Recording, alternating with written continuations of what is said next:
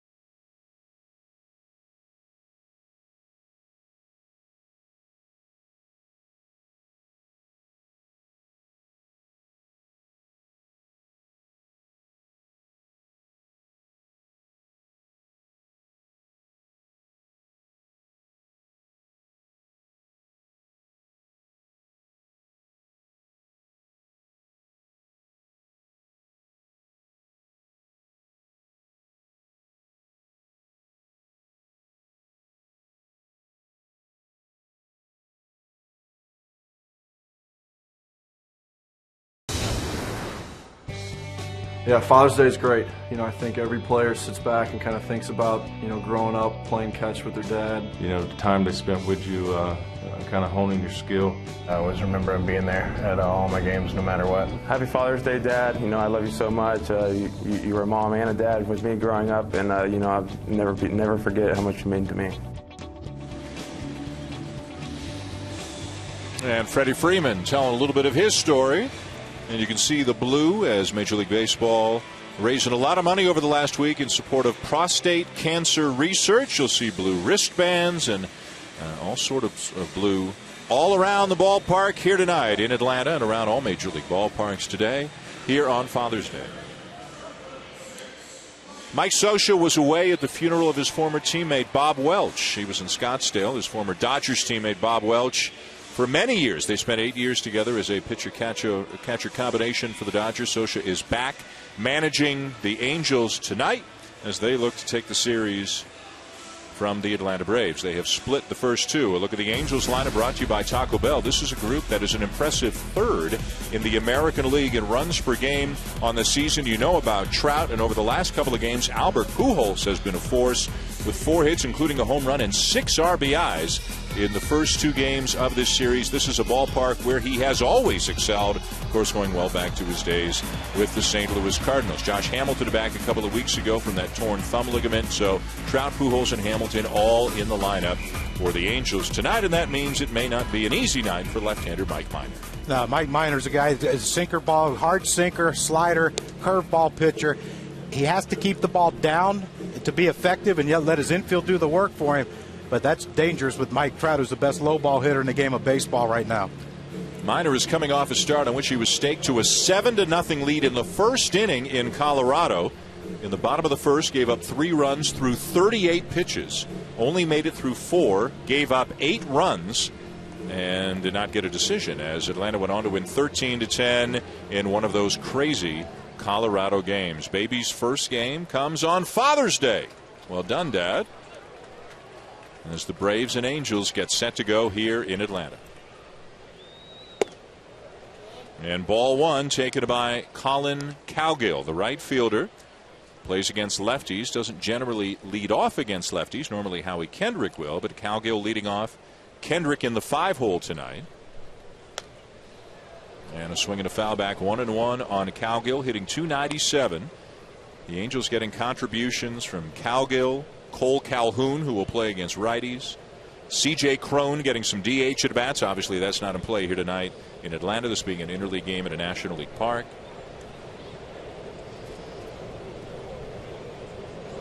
Some of the names may not jump out at you, but they're all contributing. Yeah, it's a total team effort for the Angels. You know, you talk about the big 3, and of course those guys, when healthy, are going to carry this team. But Howie Kendrick's having a really good season. He'll bat leadoff sometimes, Mike Scioscia told us. He tries to find a guy that get a good matchup with the pitcher to hit in front of Trout, Pujols, and Hamilton. And it is strike 3 called. Cowgill didn't like strike 2 or strike 3. Arguing with Angel Campos, saying the first one was high, second one's low. You can't give them both.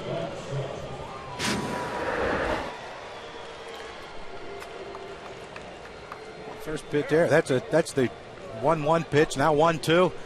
Another one down. But you know, both of them are on the edges. Dan, it's now you know. Okay, there's no excuses now. Now Trout knows, Pujols knows, Hamilton knows.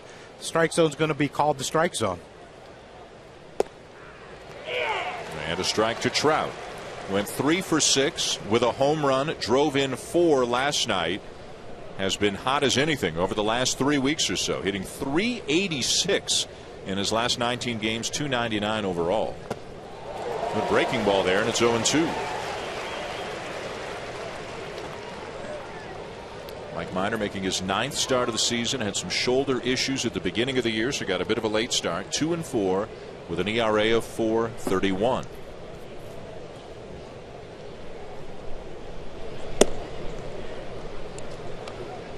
That's where you have to pitch Mike Trout. You know, we documented it's proven that he's the best low ball hitter in baseball. And he told me, he said that's where he notices guys are trying to get him out now, trying to go up in the zone. Very close, but no, and I think everybody held their breath for a moment Angel Campos had a slightly delayed strike 3 call on Cowgill. Get a look at this one. Too close to take. Too close to take. That's a. Again, this is the confusing part now, because now both teams don't know what the strike zone is. Just inside again. It's gonna be in there all night. Let's go. And Freddie Gonzalez wants a call. And again, that's according to K-Zone. That's a couple inches off the plate. And a soft liner into right field, a base hit. So now great speed at first, although Trout is not running as often as he did the last couple of years. He's 7 for 7 on the season stealing as Albert Pujols comes to the plate. Well, he's getting a little older, Dan, and you know you want to protect those legs as you get older. All downhill from 22 on. 22 on, it gets bad for you. But yeah, again, this is a situation where, especially in this ballpark, the way Albert's swinging the bat in this series, you know, you want Mike Trout to stay there because you don't want them to have the ability to pitch around Albert with the base open. Pujols, like Trout, homered and drove in 4 last night in what was an absolutely crazy game. The Angels took a 5-1 lead to the 9th. Ernesto Frieri gave up 4. Atlanta tied it, sent it to extras. Each team scored a run in the 10th before the Angels blew it open in the 13th, winning 11-6.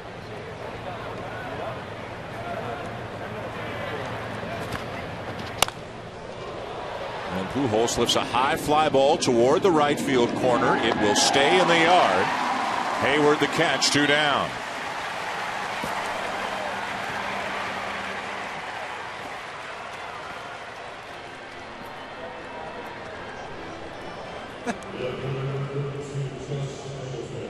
Now Josh Hamilton.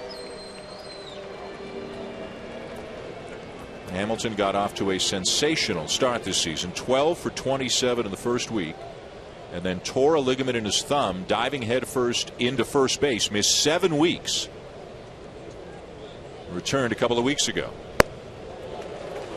And as we will document over the course of the night, nobody sees more off-speed stuff than Josh Hamilton. Well, and he's a free swinger who doesn't really work a lot of deep counts.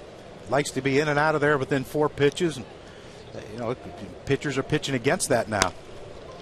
And a base hit through the right side. Trout hits second, and he will easily make it into third on the single by Hamilton.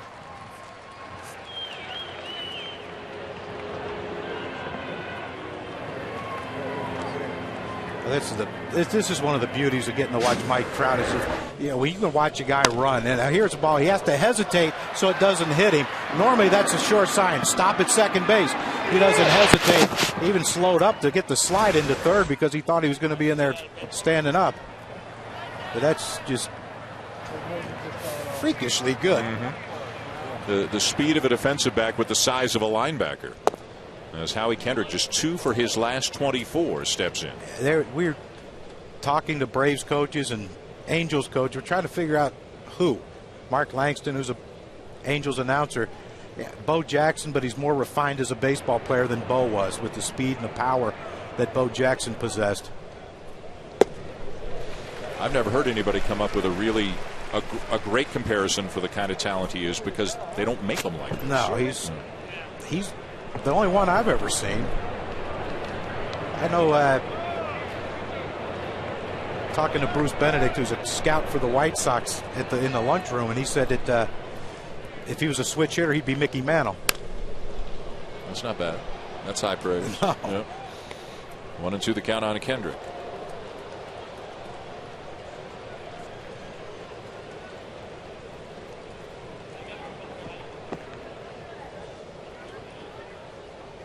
First and third, 2 down, just underway here in the top of the first. 81 degrees, mostly cloudy skies here in Atlanta.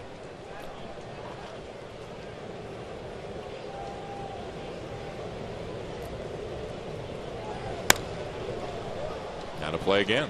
Hey, you see a concerted effort by the right-handed hitters of the Angels. Trout gets a base hit to right field. Albert Pujols flies out to the warning track in right field. Now Howie Kendrick, every swing he's taken, he's hitting the ball.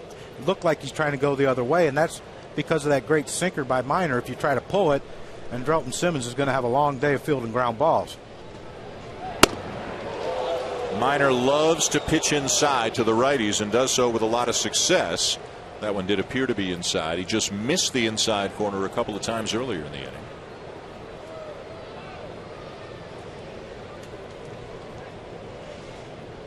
The 20th pitch of the inning upcoming.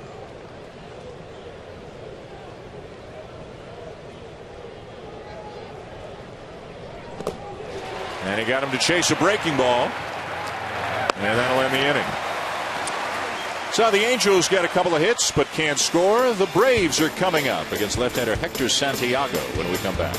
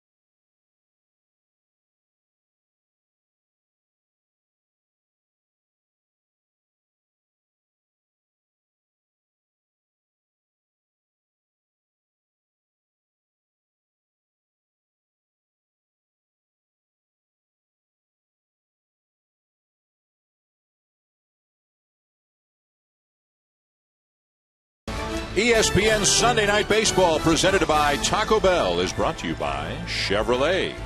Find new roads. With John Kruk and Buster Olney, I'm Dan Schulman. Welcome back to Sunday Night Baseball from Turner Field in Atlanta, where Freddie Gonzalez and the Atlanta Braves are set to come up in the bottom of the first of a scoreless game. And a look at the Atlanta lineup, presented by Taco Bell. This has been an offense that has struggled for the most part this year, kind of an all-or-nothing offense. They'll hit some homers, but they don't get a ton of men on base. They hit for a low average, and they are near the bottom, third from the bottom in the National League in runs scored per game. They will take on left-hander Hector Santiago. Started the year in the rotation.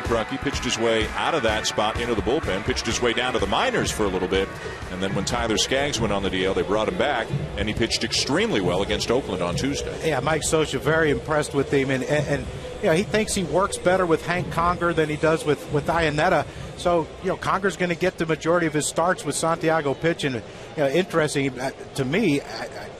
I don't recall any other pitcher in the big leagues right now that throws a screwball, but he does. Jason Hayward will take a strike. Hayward hitting .255 on the season, but just .164 against lefties this year.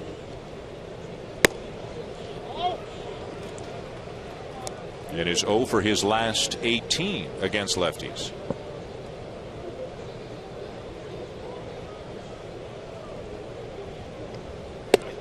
And you can see that herky-jerky delivery there by Santiago. Must be a little bit uncomfortable for a left-handed batter. Yeah, and that pitch right at your rib cage makes you a little bit more uncomfortable too.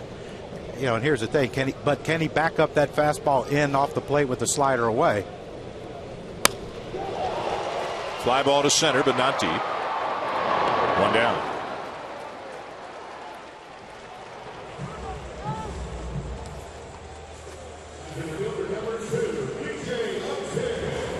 Now B.J. Upton, who by and large continues to struggle as a member of the Braves. He's hitting .209. And he's hitting .194 overall with Atlanta over the last year and a half. And he's gotten a little bit of booing here in Atlanta. He's also committed an error in each of the last two games.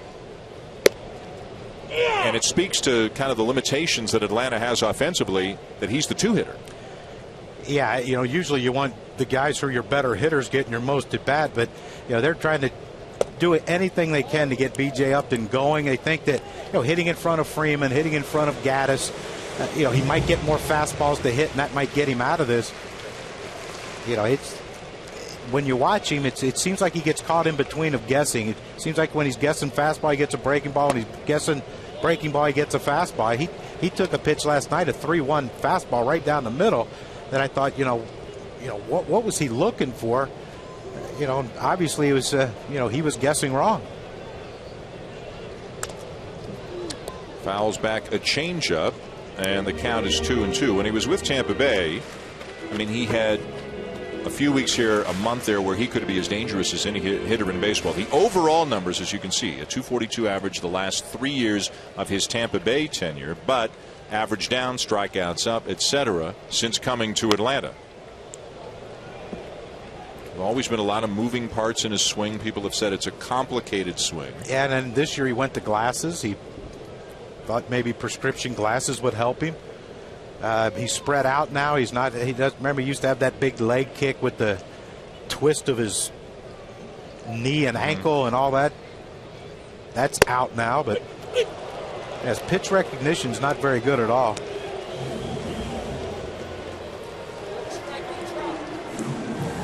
And B.J. Upton just said to the umpire that wasn't a strike on Trout. Well, let's take a look what K-Zone says. K-Zone said it had a lot more of the plate. Yeah, that was a lot. It caught a lot of the plate. Yeah. But that's what I mean. It's, he thought that pitch was inside off the plate, and that's where it tells you he's not picking up the ball out of the pitcher's hand good. That's the 81st strikeout for B.J. Upton on the season. His brother Justin, who's putting up some good numbers, but is also a strikeout machine. He struck out 79 times. There are a lot of strikeouts in this Atlanta lineup. So if they're going to win, because they don't move runners, don't steal a ton of bases, don't draw a lot of walks, they've got to hit the ball out of the ballpark. They got to hit home runs, and they got to pitch well, and if they can, and catch the ball. And if they do that, there's no reason why they can't stay, right there with the Washington Nationals in the National League East.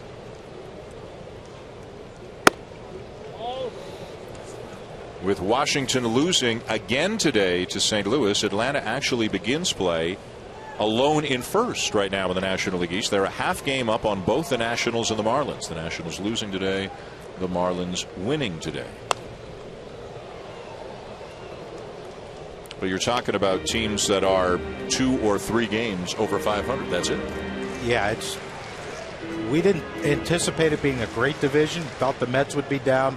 Thought the Phillies would be down. The Marlins have been the surprise team of this division. But, you didn't think 100 wins. You're going to need 100 wins to win this division. That's for sure.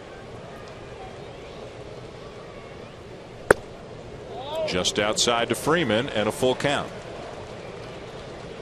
We've had a lot of pitches on or just off the edges already in the first inning here tonight. A little bit of bickering from both sides early. That's only the first inning. It has to get better.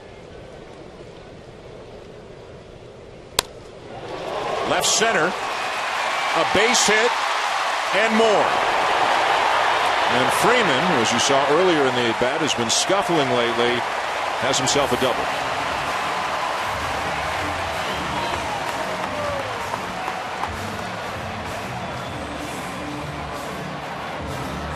Dan, as a left-handed hitter, the thing you wanted to do when you're struggling is face a left-handed pitcher, because it forces you to keep your shoulder in, and it forces you to go the other way, try to shoot the ball the other way. Look at Freddie Freeman. He lets that ball get deep. He waits for it to get in his hitting zone, and he rifles that bat through the zone and hits that ball in the gap for a double. But this could be something that Freddie Freeman needed desperately, was to face a left-handed pitcher who likes to throw fastballs, because it makes you focus more and keeping your shoulder in. And your mechanics have to be very good to hit a left-handed pitcher from a left-handed hitter. Now Evan Gattis, one of the hottest hitters in baseball right now. The Atlanta catcher's on a 14-game hitting streak. And look at those numbers. It's not like he's just getting a base hit every game. He's hitting over 400 in the streak with 7 home runs, including a home run in each of the first 2 games of this series.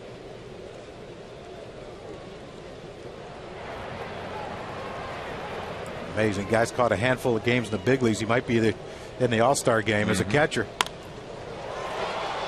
Shallow center. And that will end the inning. At the end of one, no score here in Atlanta. Angels shortstop Eric Eibar will lead it off when we come back.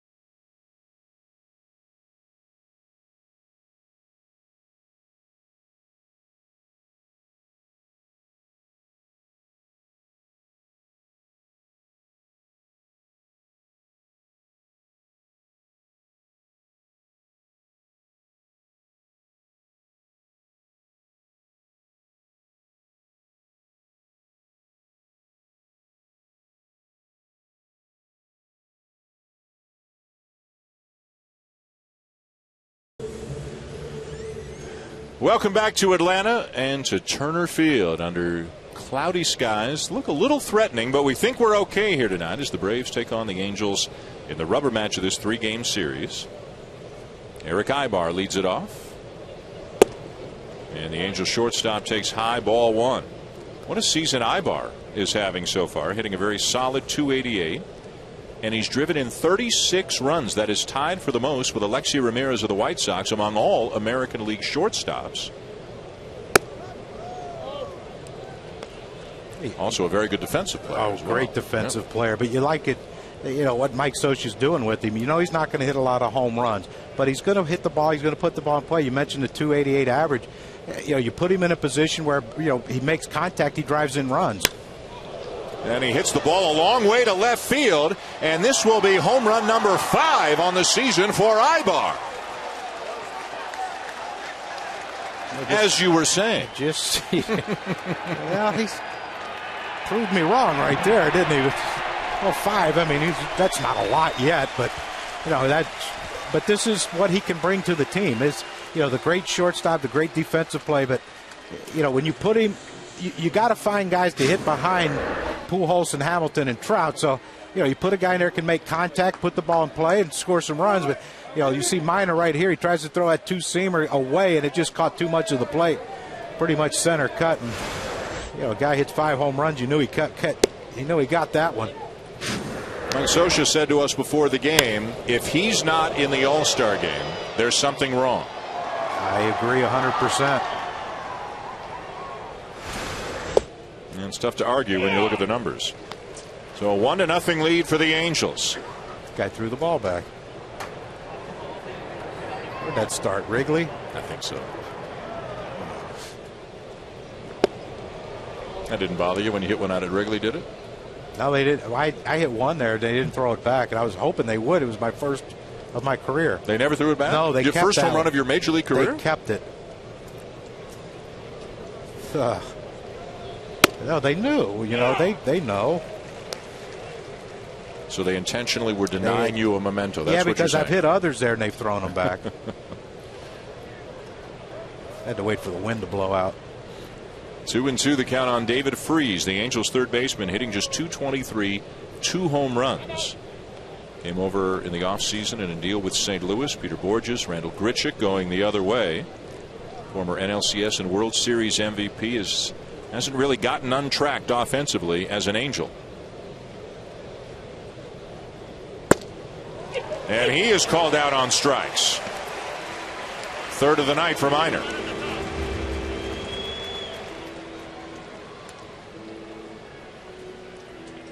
Well, they say his approach has been better at the plate. David Freese has the last few games, and you wonder here what, with 2 strikes. We've seen this for a couple hitters now. I mean, you got 2 strikes at borderline pitch, you got to swing. You know he's calling strikes. The umpire's calling strikes. Swing. There's Hank Conger, the Angel catcher. A switch hitter, but a guy who has only 4 at-bats all year from the right side. But as Mike Scioscia told us, he has worked well with Hector Santiago. Scioscia looking at Santiago's ERA with Conger and Santiago's ERA with Iannetta, the other catcher, Chris Iannetta. And there's a big difference. So at least for the meantime, they're going to pair up Santiago and Conger.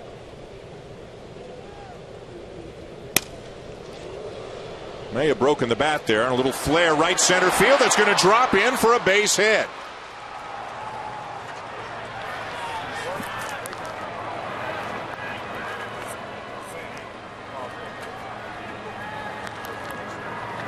A big guy like Conger has some power in his bat, and he takes that big vicious hack up there at the plate, and you see this is where you see B.J. Upton. He has to start over because he thinks, you see the swing, you see the power that Conger possesses, and your first step when he hits the ball, you think, okay, I got to go back on this.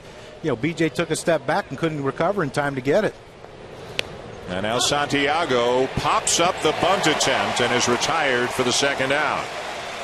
American League pitcher, his 4 career Major League at-bats prior to that one, and pops it up on the first pitch. So 2 down now here in Atlanta, and back to the top of the order for Cowgill, with the Angels leading 1-0 in the top of the second.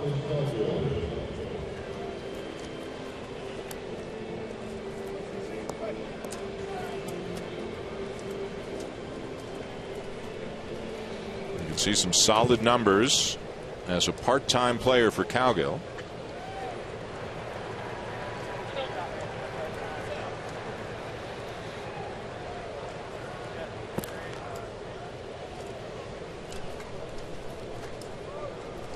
Seemed to be a long delay to get a sign.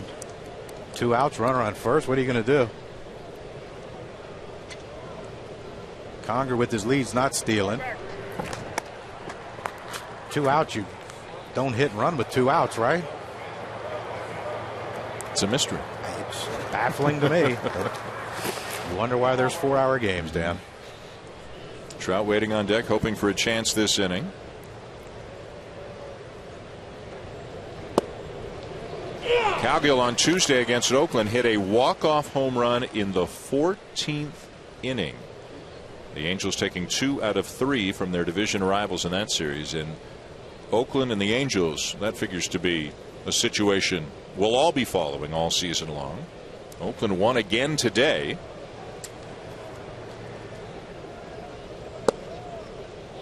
Just missed, and it's a ball and a strike. Oakland defeated the Yankees today 10-5 as they roughed up Vidal Nuno. Jesse Chavez got the win, and Derek Norris and Coco Crisp both homered for the A's this afternoon, who are now 15 games over 500 and have a ridiculous run differential, if you're into that sort of thing, of 132, plus 132 on the season. The next best in baseball is San Francisco at plus 54. So they're lapping the field. They are. The 2-time defending American League West Division champs are having another great year. So what you're trying to say is they score a lot of runs and they can pitch really well. They're pretty good at just about everything. And another good breaking ball from Minor. Again, snap a throw down to first, and that'll end the inning. Angels get a run, though, on the Eibar homer to lead 1-0.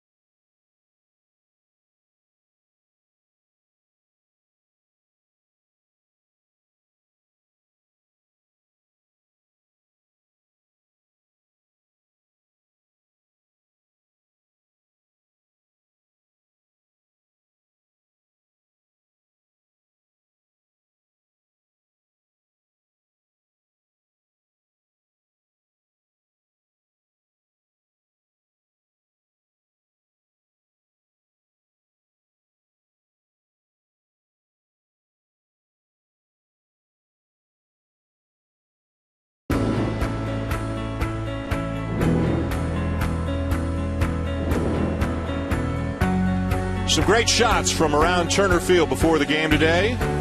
Some dads and kids celebrating here on Father's Day. And how about this? A chance for a lot of dads and kids getting a chance to go out and play some catch on the outfield grass. What could be more fun than that? Well, maybe that could be more fun. I mean, that's pretty fun. That is priceless.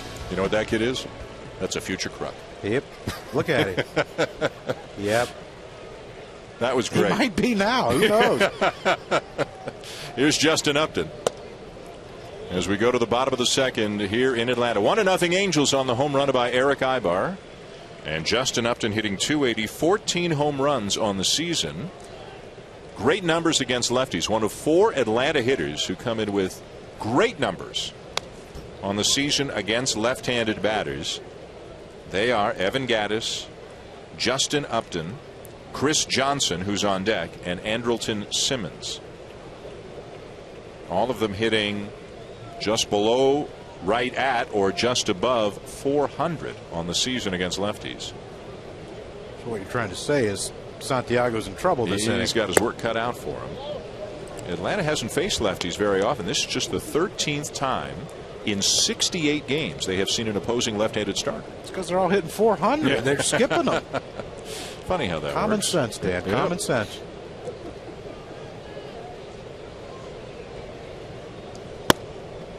There for a strike, 2-2.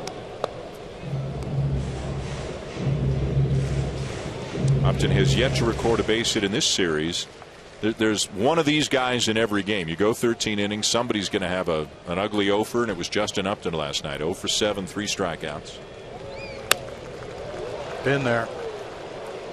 Like you've been there. You remember Atlanta, the specifics? In yeah? Atlanta. Yeah. Played 14 innings, I think. It was 0 for 8. I actually led off that game. Yeah, I wonder why managers weren't fired after that one. Glavine, Maddox, or Smoltz? Who No started idea. it? No idea. No clue.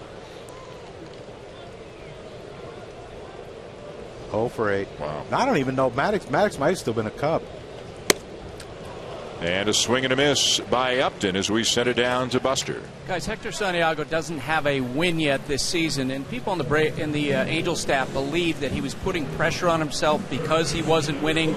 And through that, they feel like that he lost his delivery. He went down to the minor leagues, and a AAA pitching coach named Eric Bennett gave him the idea of drawing a line on the mound to help remind him of his alignment on his fastball. And they feel like his delivery has been better since then. Now, we've looked tonight. It doesn't look like he's drawing that same line. The only starter in a baseball, Buster, who has made at least 7 starts this year and does not have a win. Although, to be fair, he's also getting the lowest run support in baseball at just over 2 runs per game. And he has looked good early. He's faced 5, retired 4, struck out 2. As he jumps out 0-2 on Chris Johnson, who hit .321 last year, second in the National League. He's at .266 right now. And you might think maybe this guy is a candidate to hit in the 2 spot. But he's only walked 6 times this year, and he has struck out 66. Yeah, they're not big on that patience at the plate in Atlanta. That's for sure.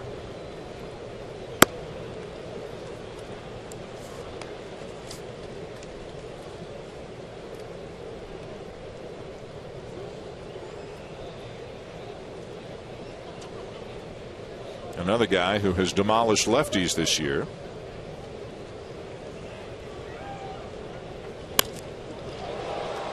In the air to right center, but not deep. And it'll be Cowgill for the second out.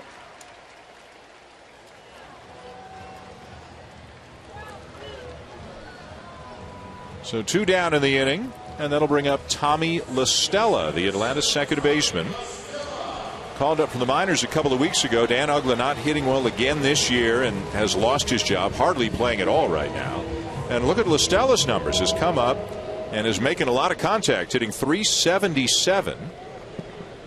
Doesn't have a lot of power or speed, but he puts the ball in play and he's found some holes.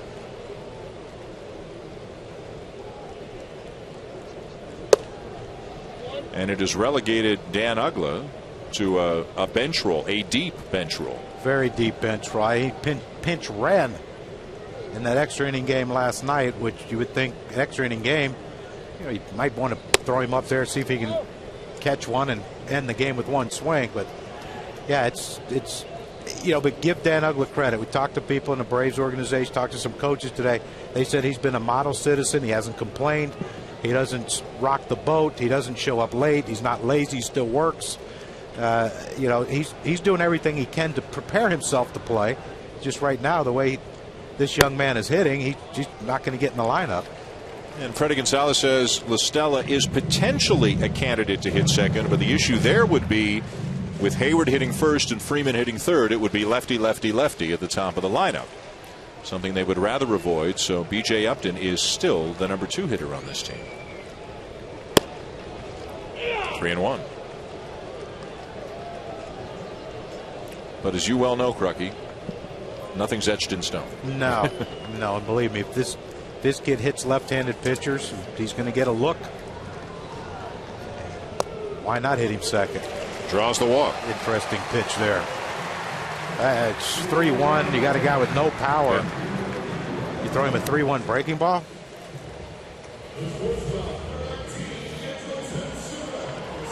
And Santiago, as you can see, visibly frustrated. Now has to deal with Andrelton Simmons. The shortstop, number 8 hitter, hitting .256. Another guy who theoretically could find his way up to the 2 spot, but another guy who doesn't walk very much. He's walked 12 times this year, so his on-base percentage is not very good. His defense is spectacular. Throwing arm needs work. Only 96, 97. With Eibar and Simmons, 2 pretty good ones. Yeah, 2 very good ones.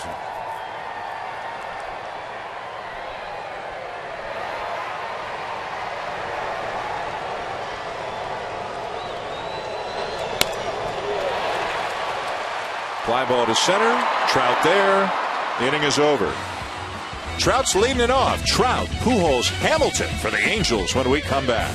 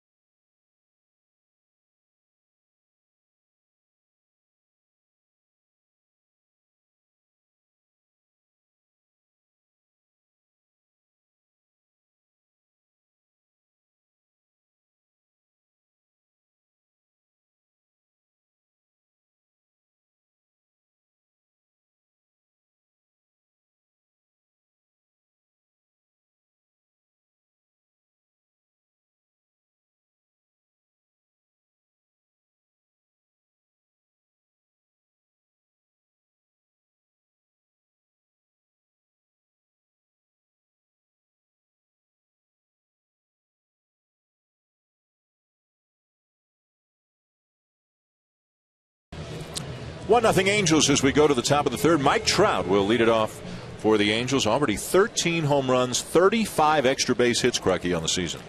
Yeah, you can see his hit chart here where he sprays his hits in the 2013. Kind of evenly distributed between left and center, and of course right field's going to be down. But 46% now in 2014. He's pulling the ball more. He's hitting more home runs, though, and that's, I think, the reason why he's pulling the ball. He's trying to hit the ball out of the ballpark in certain situations. But you saw his first at bat, base hit to right field with 2 strikes. We talked a little bit about the Atlanta lineup and, what would you do here? What would you do there? What would you do with this Angel lineup? Or where do you think the best place is for Mike Trout to hit? If he batted leadoff, he'd probably be the best leadoff hitter in baseball. If he hit third, he probably he can hit homers. Look at this. A no-doubter to deep left for his 14th home run of the season.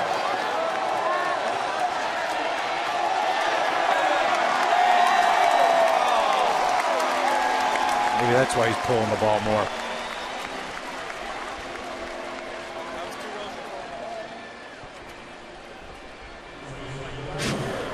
Look at the short, compact swing by Mike Trout. We've mentioned how much he likes the ball down.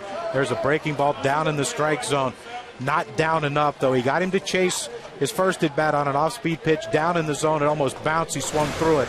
This one here, Minor kept up a little bit too high. No chance. He hit 27 home runs last year. He's already got 14 this year. And we'll show you more about this as the night allows. But Mike Trout has really struggled, as you mentioned, with the ball up in the zone. But nobody in baseball does more damage with the ball down in the strike zone than Mike Trout.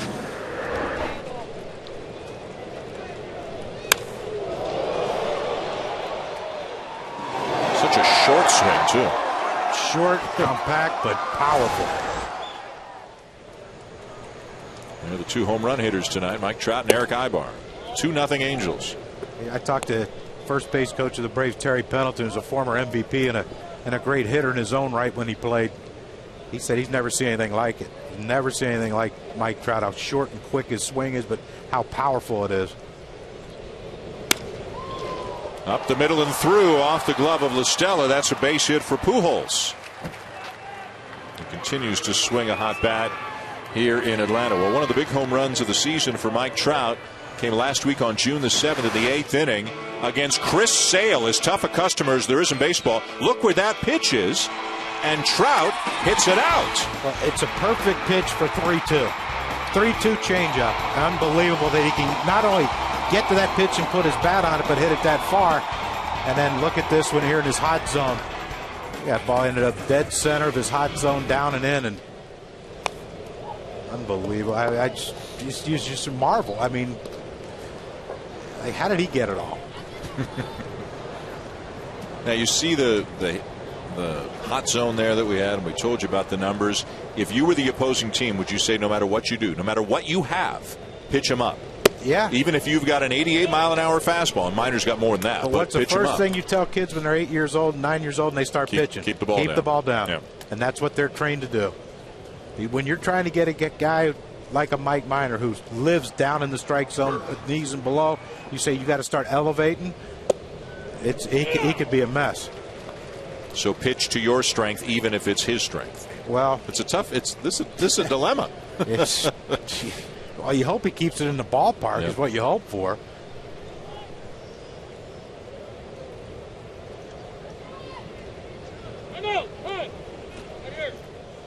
I mean, a lot of times a young player, no matter how good they are, the power comes a little bit later. As great as they might be, and he's 22. A lot of kids are an A-ball right now, but sometimes the power doesn't really fully develop till 27, 28, 29. Who knows what the upper limit of his home run totals might be? Yeah, that's the scary thing for pitchers around baseball. Is he's figured it out. You know, it's not one of these let's wait a couple years until he really figures it out. Right now he's just doing it on natural ability. He's figured that part out. But like you said, though, the power, they say, starts coming later. Now Hamilton with a base hit. Pujols to second. Now he turns the Jets on, heading for third, throws cut. They've got Hamilton caught in a rundown and will apply the tag. So Pujols kind of looked like he was going to glide into second and stop there, then accelerated to third. Hamilton tried to take advantage, but he gets tagged out on his way to second with the umpire, David Rackley, right in the middle of it all. Yeah, that's a great cutoff by Andrelton Simmons right there, because it's an iffy 50-50 if you're going to get Albert here, but you know you're going to get Josh, because he's watching Josh Hamilton the whole way run to second base. He said, if I cut this, he'll watch Josh Hamilton. Tore the thumb ligament sliding headfirst into first. He started to slide headfirst into second, then pulled up and said, okay, you can tag me. I'm not sliding, though. So Hamilton 2 for 2. The Angels make another out on the base path. They have always been under Mike Scioscia almost every year, a very aggressive team, trying to take the extra base. And now, even though it's early in the game because the Braves are down, runner at third, one out, they have brought the infield in with Kendrick the batter.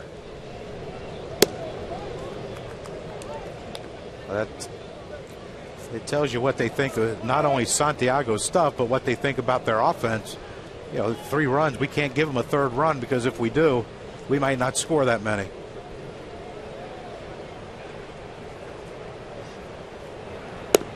Outside, 2 balls and a strike on Kendrick, who struck out his first time up. The Angels already have 7 hits in this game, including home runs by Eibar and Trout. 3-1.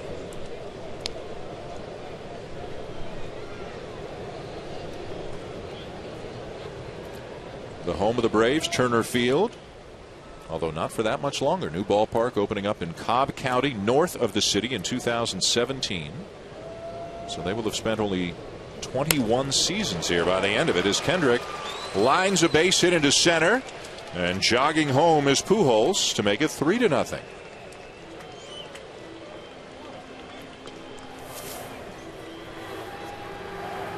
Howie Kendrick's first at bat against Mike Minor.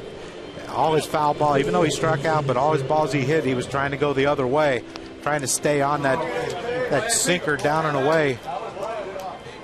Minor got that one a little bit too much on the plate for Howie Kendrick.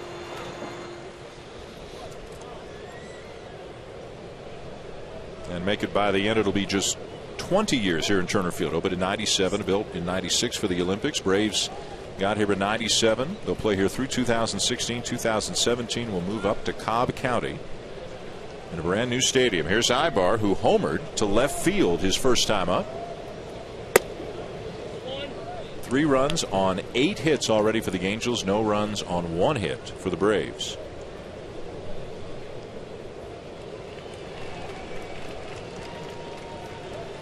Atlanta winning 4-3 on Friday night. The Angels 11-6 in 13 innings last night.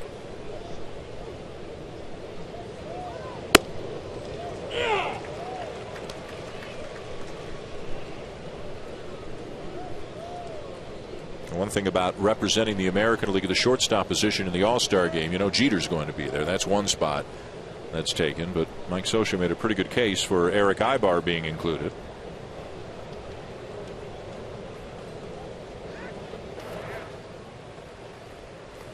Yeah, that Jeter guy, it seems like a lot of people like him. Well, 3,300 plus hits, that'll do that. That'll do that for you. Yeah.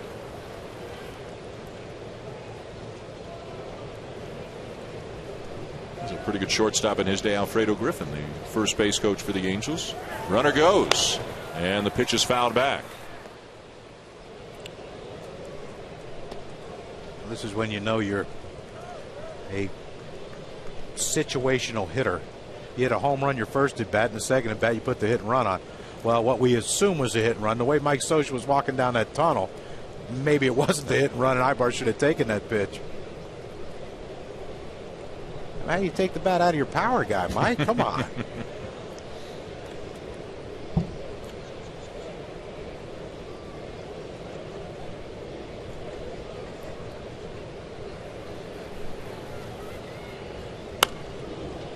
And a weakly hit ground ball to second. They don't get him at first. So fielder's choice. Simmons has a lot of arm, but Eibar's got a lot of speed.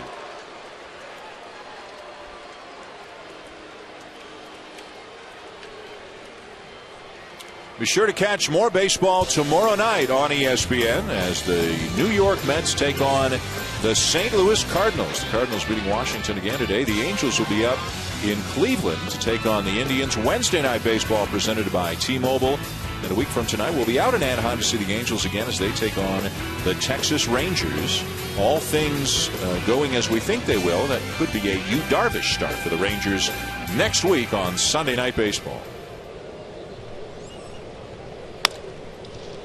Now ground ball to short, and Simmons can't handle it. David Freese will reach, and the inning will continue. Now Simmons, one of the best defensive players at any position in all of baseball, is charged with his third error of the season. It's just a routine ground ball, but you see it bounce up a little bit, hits him in the wrist. We're talking to some players here. They said that this infield's not the smoothest of infields, and that took just that little hop. It came up on him, hit him in the wrist, and normally that's a recorded out when it's hit to that man. So Minor, who's been out there a lot, has been out there a long time, has to get an extra out this inning. The batter is Hank Conger. And another opportunity for Simmons. He's got this one, and now the inning is over. 3-0 Angels. A Father's Day story involving Freddie Freeman and his dad when we come back.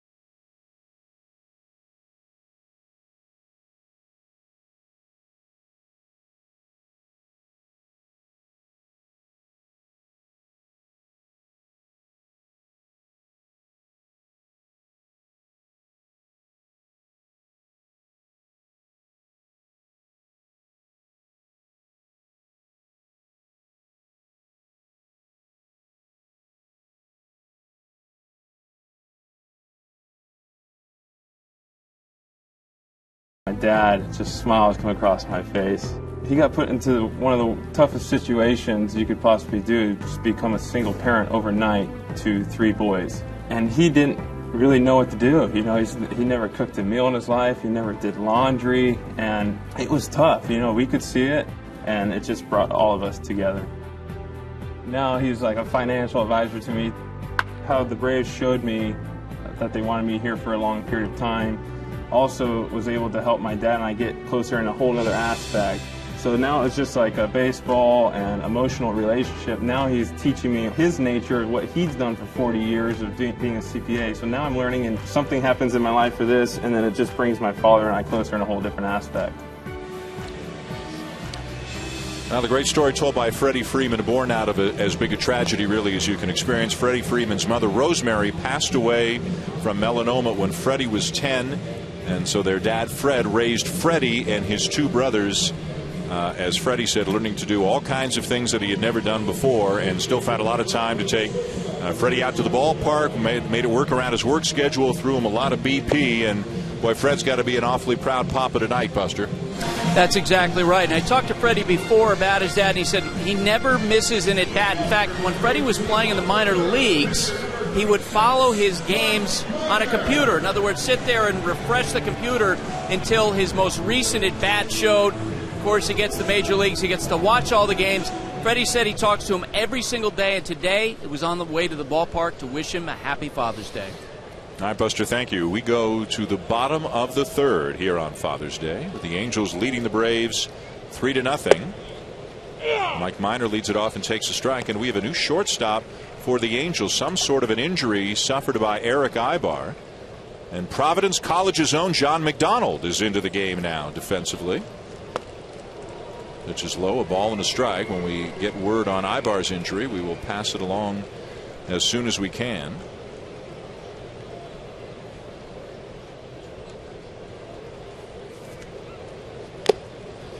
And a swing and a miss by Minor. The count is 1-2. McDonald, a very well-traveled player, has never been much with the stick, but a terrific defender. Second, short, third, and has played for a whole bunch of teams. Great guy to have on a team. Yes. Talked to the Angels coaches today, and they said, you know, he never complains. Nothing's ever wrong. Everything's happy. He's very helpful with some of the young kids. Can play second, short, third, anywhere you want him to play. Of course, Santiago keeps pitching like this. He's not going to be needed. So a little concern for Mike Scioscia and Alfredo Griffin, an injury suffered by Eibar. We've been telling you how valuable he's been to the Angels. He's already homered in this game. And again, we'll get you a report. There was a little meeting around third base after the Angels were done hitting. Pujols was there as he was coming off the field or going on the field. Scioscia and Eibar did walk off the field under his own power.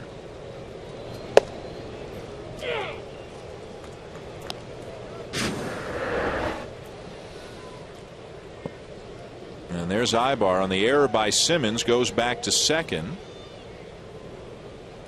And kind of just reaching down for his left quad, it looked like, as he stepped on second base. Yeah, well, it looked like when he beat out the double play ball at first base, when he was walking back toward first, he was flexing his leg or stretching his leg, trying to get, looked like something was wrong.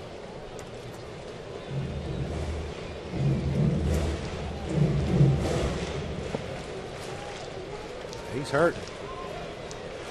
Hope he ain't out long. They need him in this lineup. Count remains 1-2 on Hayward, who flied out to center his first time up. Hayward, a guy I remember just a couple days ago, got hit on the right hand, and boy, was Freddie Gonzalez nervous. Last year, Hayward needed an appendectomy, then was hit by a pitch, suffered a broken jaw. You can still see that he still wears some protection there. Talk about a guy they need in the lineup. So they were all holding their breath. Hayward eventually came out of the game, but the injury was not serious. And this is last year, getting hit in the face by John Neese of the Mets, missed a month.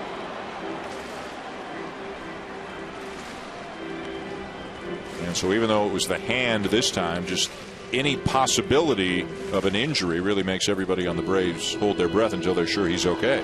Yeah, and it's not only the leadoff position that he mans for the Atlanta Braves.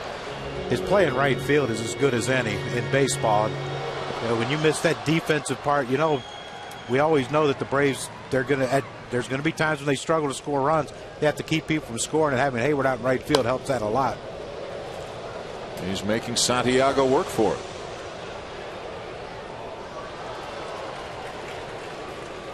Santiago acquired by the Angels as part of that offseason three-way deal between the White Sox, Angels, and the Diamondbacks. Mark Trumbo leaving the Angels. They also got Tyler Skaggs, who's on the DL right now. And that's the reason why Santiago was recalled, although Skaggs, a relatively minor hamstring problem, is expected to come off the DL and could start a week from tonight when we see the Angels again on Sunday Night Baseball. You know, we asked Mike Scioscia today, we're going to be in Anaheim Sunday. Who, you know, what do you think? Is Skaggs pitching? He goes, well, we don't know yet. We hope. So we'll see. But I like to see that young man pitch. I've heard so many great things about him. Great stuff. We'll get to talk to Jarrett Weaver perhaps in this game, and we'll ask him about Skaggs. And Jarrett Weaver expected to join us bottom fourth from the Angels dugout. Upton. Trout. Great closing speed, as they say, charging into shallow center. C.J. Wilson and everybody else wearing red loves what they're getting on an everyday basis from the guy most people believe is the best player in the game.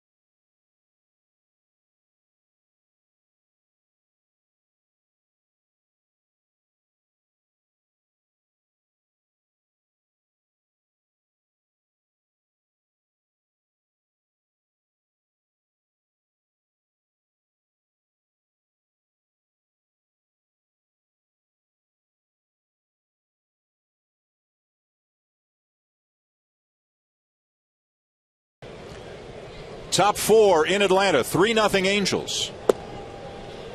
And the batter is the pitcher, Hector Santiago, to be followed by Colin Cowgill and then Mike Trout. Trout has singled and homered already tonight. And there's a liner to right field. That's a base hit. And Santiago, to his credit, was hustling down the line, not assuming that would be a base hit. Hayward thought about it. And there's the first big league base hit for Santiago.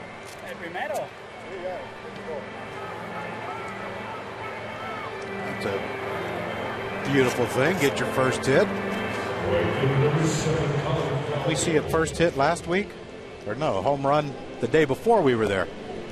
Suarez. Right? hit the home run. He's had a couple more good games last week for the Tigers. He can swing it. Yep. Trout on deck. The word, by the way, on Eric Eibar is a sore left hip. That's what's knocked him out of the game. Here's Cowgill, a couple of strikeouts tonight. Chopper to third. Little trouble getting it out of the glove, and no chance for a double play.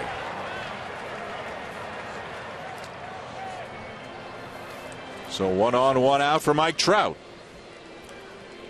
Well, Dan, we've been talking about it all day, how Mike Trout is the best in baseball at hitting pitches down. And, let's take a look right here. This is the Major League average, 341 slugging on pitches down in the zone. Mike Trout, 581. And, of course, we will show you his first 2 at-bats here in a minute and show you where both those pitches were. And guess what's happening with those numbers, Dan?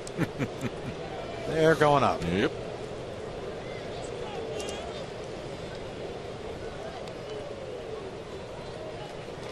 Trout has been the runner-up for the most valuable player award in each of the last 2 years in the American League. If he stays healthy his whole career, how many MVPs does he win? Throw a number out there. Shoot, he could have won 2 already.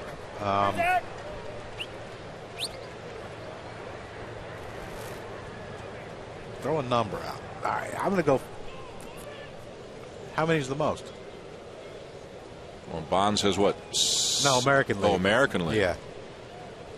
American League. I'm trying to think. However many that is, I'll go 1 more.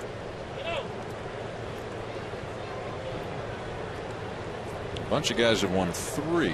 Has anybody won 4 in the American League?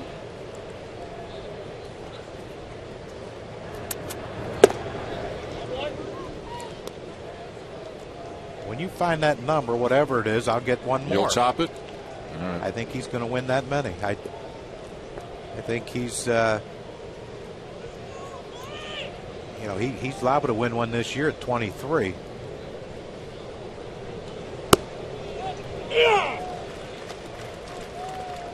Them making the playoffs obviously helps his case. Yeah. Well, without question, it does.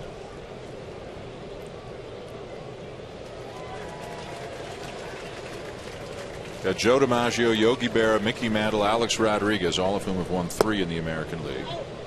So you want to settle in at 4? No, Jimmy Fox as well. I'll go 5. You go 5? Yeah. I just think once he wins one, he might not win one for a while. It's like when you make your first free throw, you want to keep that roll going, Dan. 3-1 the count. If it wasn't for Miguel Cabrera, he won 2 already. Yeah. What denied him is a guy who who won the Triple Crown 2 years ago, and then might have had a better year last year. Yeah. And just edged him out. Yep. I don't think they were unanimous. Start the runner. Yeah, I think they see the Trout seeing the ball pretty good off of Mike Minor. So yeah, I would start him. Worst case scenario, he grounds out and you got a runner on second with 2 outs, or he hits a gapper and you score him.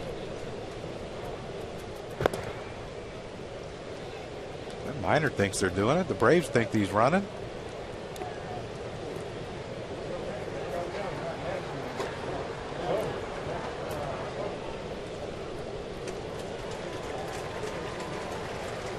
Not going. And a fly ball to shallow right field. And a diving catch by Jason Hayward.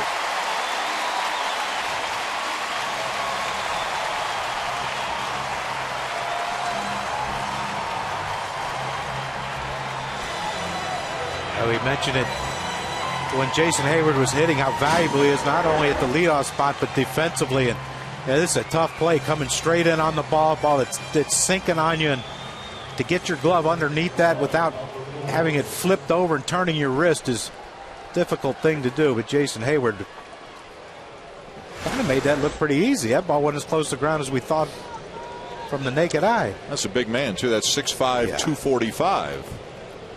And as you can see, leads the majors in defensive runs saved.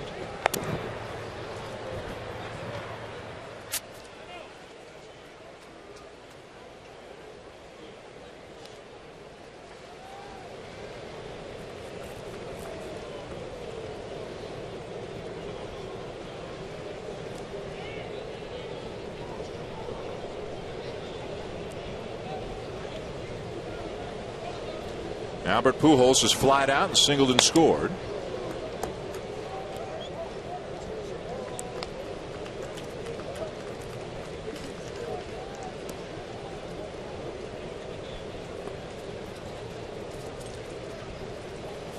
The home run Pujols hit last night, the 508th of his career. Probably get him to Cooperstown, won't it? Mm-hmm.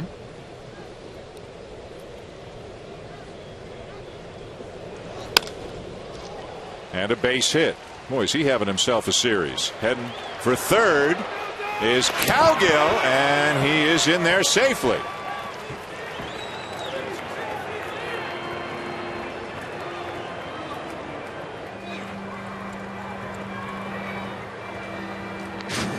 Robert Pujols got a first pitch. He's kind of swung, tried to take one out of here, but this one, you see right there, it's a fastball that comes in on the plate on him, and try to get inside on him, and look how quick, short and quick he is. No stride. Get the barrel of the bat to the ball, line that ball in the outfield, and this is the Angels' MO right here with under Mike Scioscia. We're going to be aggressive. We're going to run. The last thing you want to do is make the last out at third base, the first or last out at third base, but also, you don't want to just be complacent and stay at second base when you think you can make it to third. And Josh Hamilton has 2 base hits in the hole between first and second. So now you got that situation set up again. And normally now you might see some activity in the pen, but remember these teams played 13 innings last night, and everybody's bullpen is on fumes right now. The Angels have 10 hits off Mike Minor through 3 2/3, including 2, as you mentioned, from Hamilton.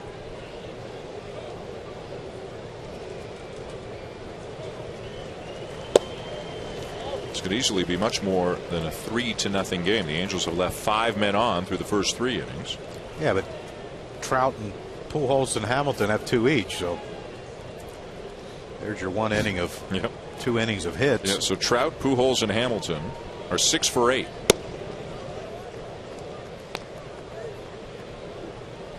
Trout's bringing them down. Made it out of the last one.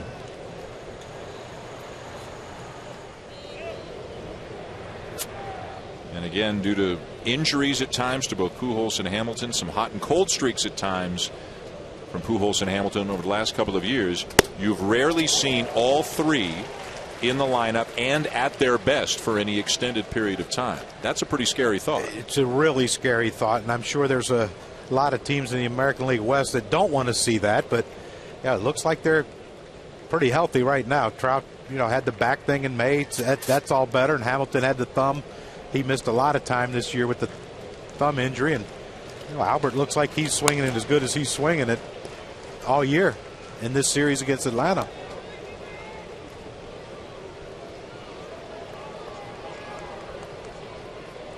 Pujols with 16 homers, 41 RBIs. Hamilton has played sparingly because of that thumb injury. And Trout with 14 home runs and 50 RBIs. Second hitter, speed guy, move the runner. Full count. That was nice right there by Josh Hamilton, because last year that's a swing and a miss. And that's what Mike Scioscia said. He said, I don't think it's anything different. I think he's just comfortable. And when he's comfortable, he's relaxed. So Pujols will be on the move from first.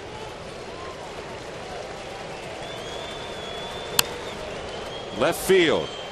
Justin Upton can't get there. It is a foul ball, just foul. And Hamilton will retrace his steps back to the plate.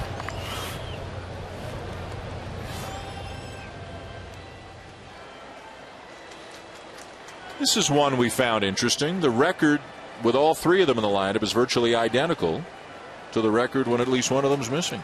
Now, a lot of other factors go into play, but there's a lot of factors that go into play because Trout's always been good. And, you know, last year when Albert was in the lineup, he was not Albert. And then Josh was hurt or struggled last year, too. And he draws the walk to load the bases. Well, the numbers back it up. He is not chasing as many pitches as he did last year or the year before. He's still my heart. He's taking pitches. Let's go down to Buster. Last year, Josh Hamilton was terrible against left-handed pitchers with a .596 OPS, but he told me that an at-bat in spring training against a left-hander who threw a curveball showed him that, you know what, I can wait. And he said this year he's making up his mind to wait. He basically has doubled his production against left-handed pitchers this year. The Angels, Buster, with a chance to break it open, up 3-0. Bases loaded, 2 outs for Howie Kendrick, who has struck out and had an RBI single.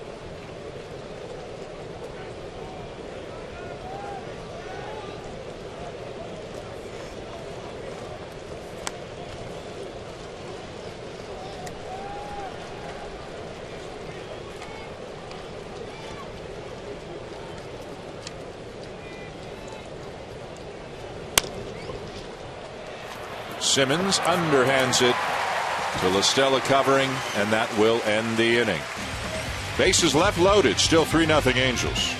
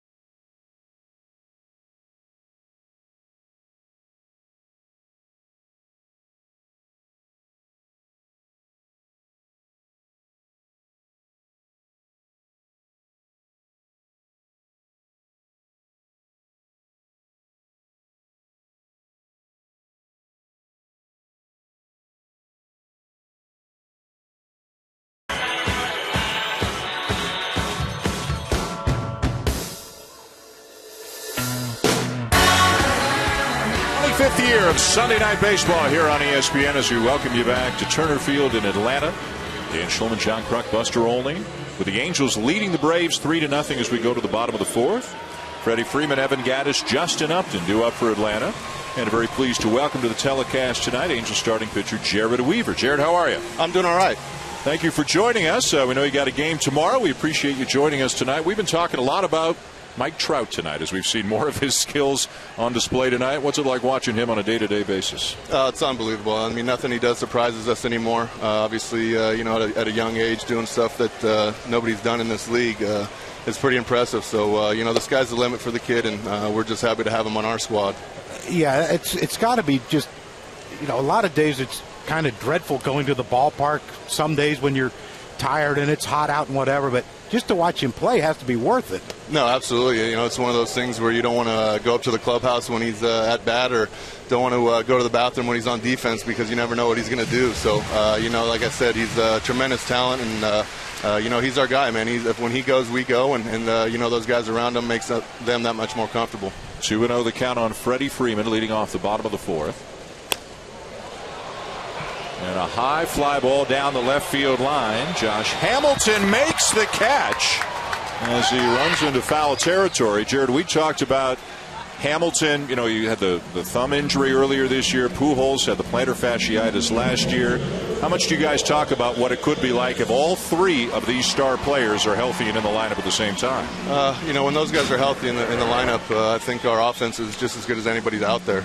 You know, guys at the top of the lineup. You know, we've been flip-flopping. You know, leadoff guys a little bit, and those guys have been doing a tremendous job. And you know, those guys in the middle of the order. You know, when you get them together, you know, pretty potent lineup. So you know, it's nice to have them back, and everybody feeling good, and you know, we've been playing good baseball with them in there. All right, let's skip with the hitters and stuff and talk about your pictures. Hector Santiago hasn't won a game yet this year. Not going to jinx him, which I probably just did. A little too late for that, I think. No, it'll stay. Hamilton the catch, 2 down. but you know, what have you seen of him tonight? I mean, it looks like he's in control of all his pitches. Yeah, no, he's you know, a great young talent. He's got you know, an electric arm from the left side. He throws even a little screwball in there, which you don't see too much. And you know, we faced him a couple times with Chicago before he got sent over here, and you know, he did pretty well against us. And you know, I think it was one of those things where he you know, came in and was trying to do too much, working a little too fast. And you know, last start, he really showed what he can do there against the A's, and he's obviously showing it again tonight. As you know, Jared, sometimes West Coast baseball doesn't get the attention it deserves. Can you talk a little bit about the rivalry you guys have with Oakland? You know, it's we like it better that way. I like when we stay under the radar and you know, let everybody else get the hype. But you know, it's pretty tough with you know, the lineup and the talent we have over here. And you know, I think that West Coast baseball is getting a little more pub these days. And obviously with what Oakland's doing, and you know, Seattle behind us, and you know, Texas over the last couple of years. You know, I think our division is you know, one of the toughest out there. So you know, it's been fun, it's been competitive, and you know, we're just trying to keep our head above water, and we're doing a pretty good job so far. Now, Jarrett, you're the elder statesman of your pitching staff, which that's not a bad thing. Well, that's not a bad thing. You're still very effective. Don't get me wrong, but you have a guy in your rotation. You told me a couple weeks ago you think he has the best stuff in all of baseball. Yeah, Garrett Richards. I'm assuming that's who you're talking about. You know, he's like I said, he's got an electric arm, and he's you know, he's showing it this year. He's getting a feel for all his pitches, and you know, I'm trying to do my part to help him out. Obviously, we throw a little bit differently. He's about 97. I'm about 87, but you know, he's got a tremendous talent, and he's showing it this year. And you know, hopefully, you know, just working on you know, when to go to his off-speed stuff, and you know, just trying to help him with reading swings of hitters and things like that. So you know, he's doing a great job, and he wants to be one of the best, and he's working his butt off to get there. 2 down, nobody on. Atlanta batting in the bottom of the fourth, and an 0-2 count on Justin Upton. Hector Santiago on the mound for the Angels. And that will end the inning. A good inning for Santiago. Jared, thanks for joining us. Best of luck tomorrow night against Cleveland. You got it, guys. Thanks. We appreciate it. Jared Weaver of the Angels. 4 in the books in Atlanta. Angels up 3-0.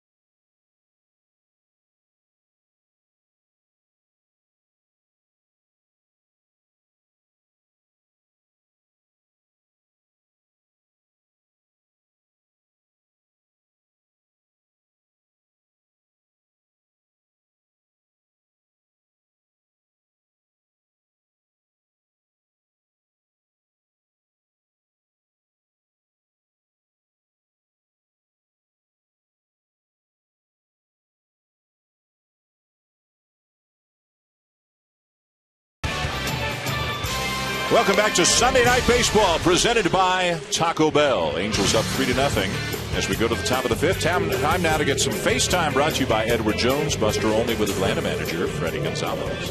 Freddie, what's been going on with Mike Minor tonight? Well, I think he left some pitches over the plate, really. Now we need him to go back out there and compete, get us a little bit deeper in the ballgame. You guys are scoreless through 4. What's going to break out this offense? What needs to happen? I think a bloop. We get a bloop going, and maybe somebody drive a gap, and I think we'll get us going again. Freddie, thank you.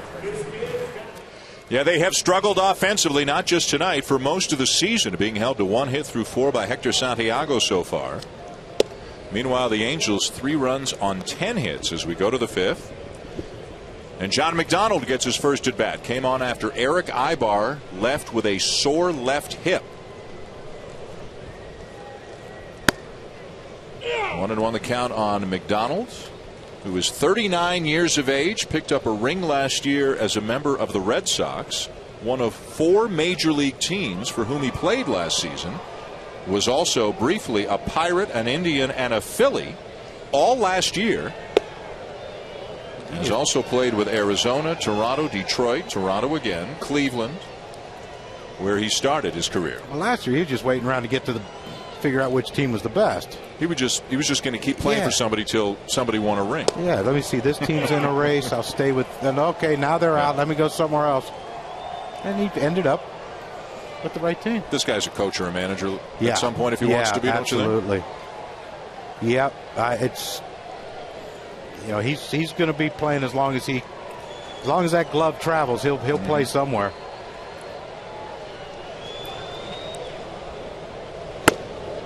Just inside. A little hesitation by everybody there waiting for the call. It's a full count on McDonald.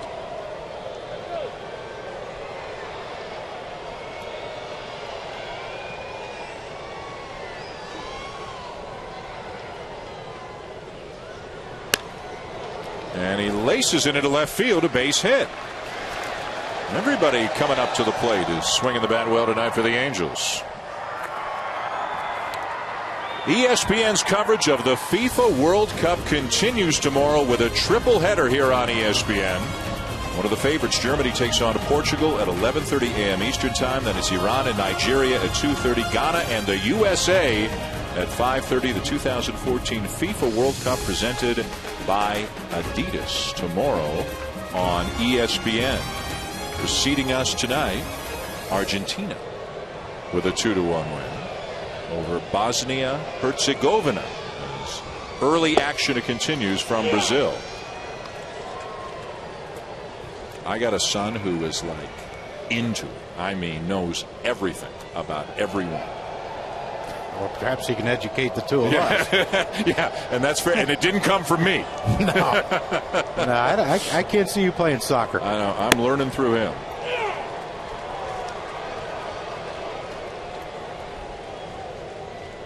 Can you sign a kid out of school because of the World Cup? Can you do that? Get him out of school? Yeah. Is he smart? Yeah. Then no. Keep him in. 1-2. The count on Freeze. How long is he going to school? Aren't they done? No, still a week and a half or so. Start late, go late up there. So it's a whole different country. Lots of different rules. It really is. As you're finding out more and more every week. Yeah. Whole different situation.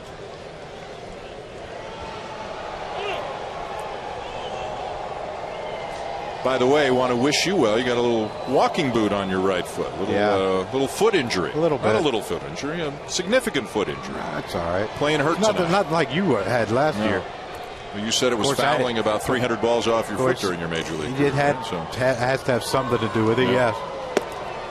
Swing and a miss by Freeze. Yeah, I noticed the difference in the pecking order at ESPN. You didn't get the golf cart treatment this year? No golf cart. I didn't get it.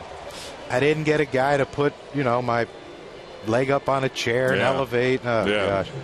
He's battling through some stuff, too. Yeah, while we were talking with Jared Weaver, Hank Conger, or the perils of being a catcher, got a foul ball off the mask, and on the next pitch, got one off the shoulder. Nothing that a double won't cure.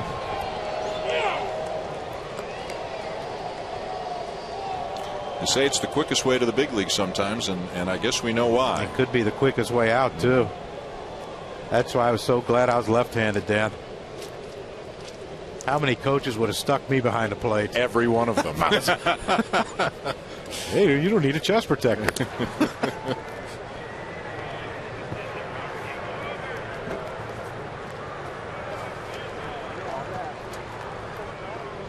Like Socha. So I want to talk about a catcher. He's taken a few. Yeah. And he dished out a few, too. Yeah. In terms of runners trying to score. Couldn't move him from the plate. I have scars on my knee to prove that one. Yeah, he got me a couple times.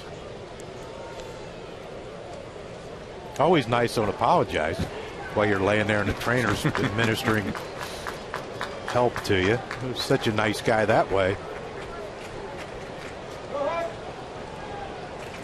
Conger and Chris Iannetta, pretty productive duo for the Angels behind the plate. 8 home runs, better than 30 RBIs already on the season. A little high.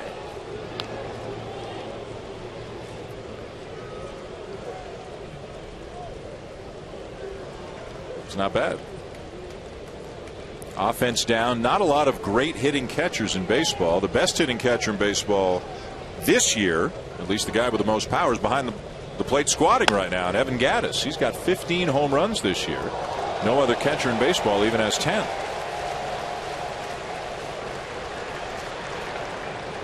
And he has gone from part-time catcher, part-time left fielder, DH in the American League parks, to #1 catcher. He's already caught more games this year than he caught all of last year for Atlanta. Yeah, like Freddie Gonzalez told us, he said, yeah, and we want you to hit 35 homers and drive in 100 runs.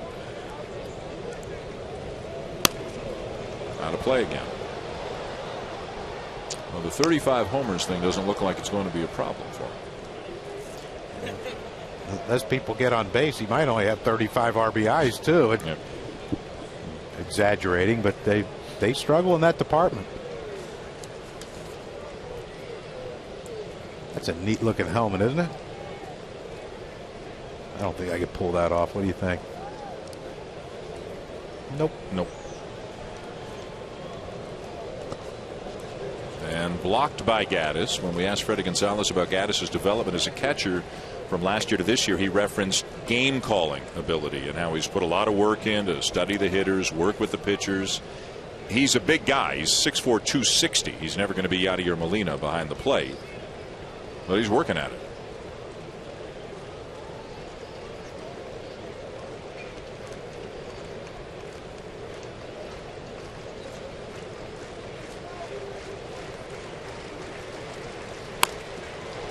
Center field. Well hit. Upton will make the catch. Back at the edge of the warning track for the second out. And a McDonald back to first. The MLB Fan Cave is back. Check out all the latest cave happenings at MLBFancave.com. Follow at MLB Fan Cave on Twitter and like the MLB Fan Cave on Facebook. MLB.TV Premium, the #1 live streaming sports service celebrating 12 years. Watch every out-of-market game live in true HD on over 400 devices. Visit MLB.TV for details. 2 down for the pitcher, Santiago.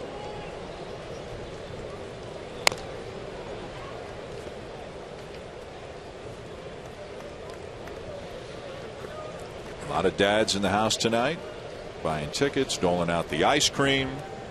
He ain't doling. He's got both. He's got his and hers. Yeah, you get your own. Yeah. And she's got the little commemorative baseball helmet one too that he stole. Yeah, but he got the cup with more ice cream, so he knows how to work it. Yeah. I get you the commemorative thing, but I'm getting more ice cream. He may have the only spoon in the family too, which is a leg up.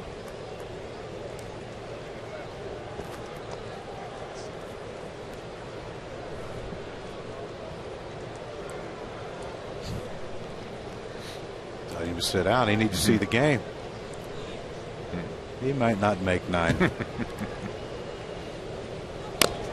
Chop foul.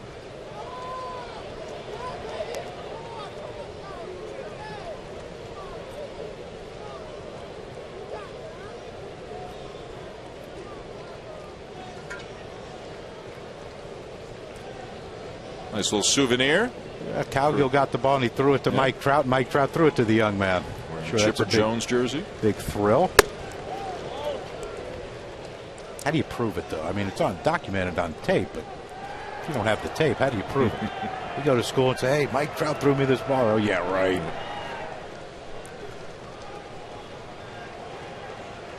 Cotton Candy will make 9.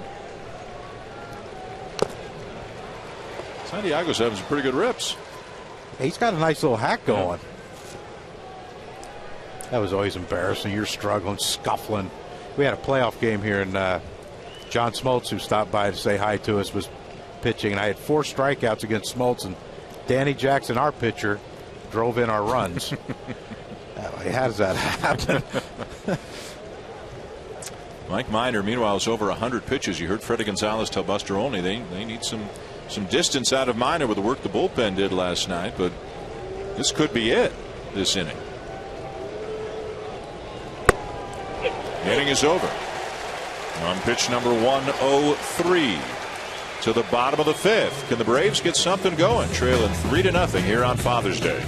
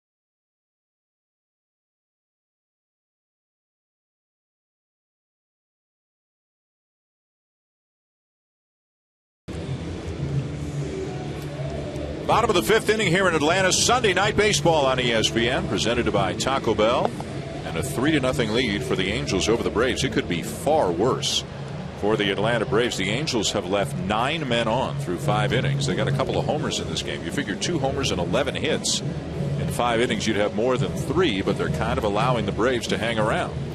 Yeah, that's the danger part if you're the Los Angeles Angels, because you know the quick power that the Atlanta Braves possess.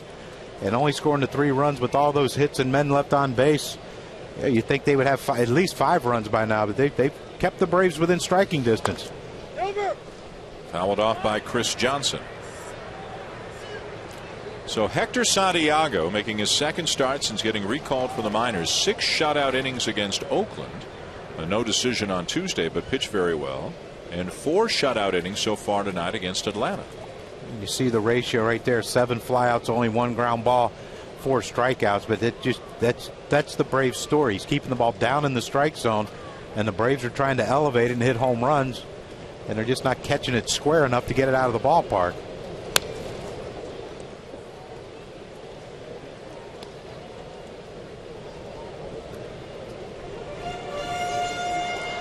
Of course, if I had Josh Hamilton in left and Mike Trout in center, I might want him to hit it in the air too. Trout playing him a little bit over toward right center field. Took a little off and he missed low.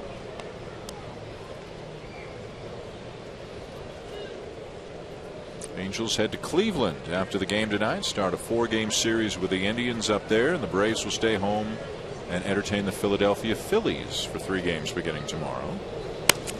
Jimmy Rollins last couple of days becoming the Phillies all-time hit leader, passing Mike Schmidt, and today a report out saying he is willing to soften his stance on a trade and may accept getting dealt if the team is in full-fledged rebuilding mode. No comment.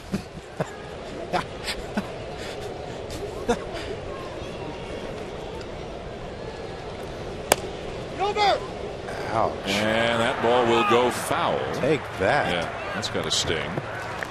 Well, the Rollins news with him passing Schmidt, one of the stories recently around the majors. How about the Kansas City Royals? They have won 7 in a row, completed a sweep of the White Sox. Kansas City's just a game and a half back of Detroit in the American League Central. Matt Adams homers for the 3rd game in a row. Cardinals sweep the Nationals. And Adam Wainwright will not make his start tomorrow. Carlos Martinez will start the game and apparently be allowed to throw about 50 to 60 pitches for the Cardinals. It'll be a tough blow if Wainwright's out for any extended period. Apparently it's just tendonitis, and hopefully some treatment and anti-inflammatory medicine will take care of that. Get that out of there.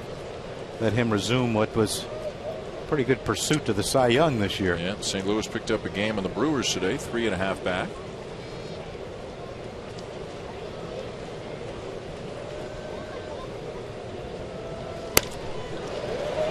How many pitches were in on his hands in this at bat as he finally lines out softly, and we sent it down a buster. Guys, you were talking about the Jimmy Rollins situation, and remember, he's about 150 plate appearances or so from having a vesting option for $11 million kick in for 2015. And when I've spoken with executives of other teams, they really believe that that's going to mitigate his trade value. So the question for the Phillies is, would they take, say, a B-plus type prospect for one of their all-time great shortstop guy on a championship team?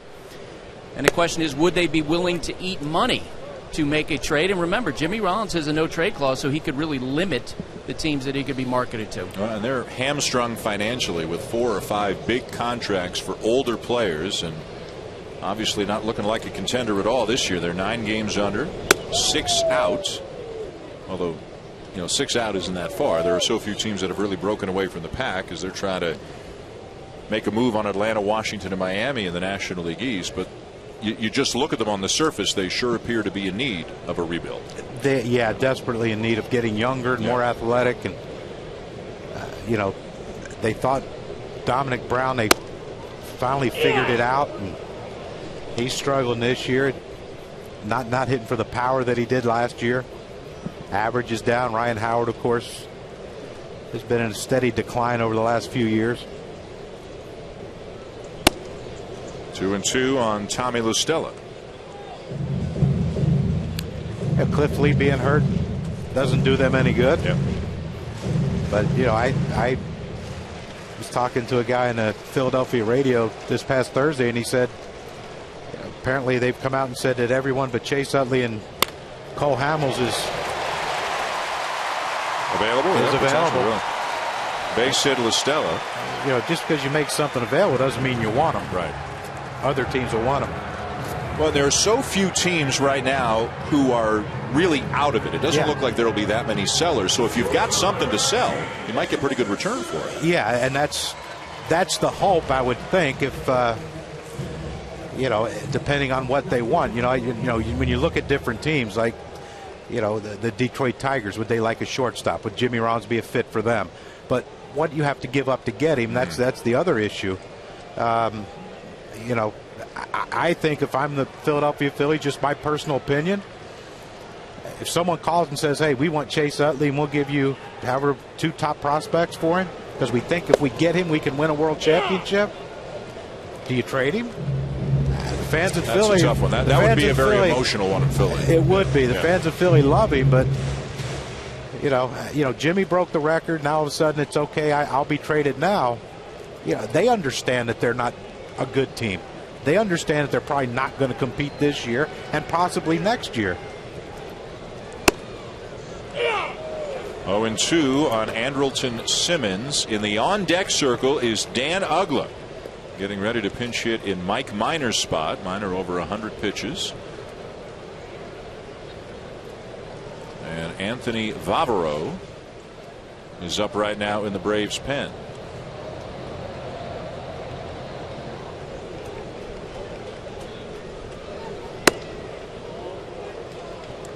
Vavaro up in the Atlanta pen right now. So Minor gave what he had through 5 for Freddie Gonzalez. It appears that's all they'll get out of him given the situation.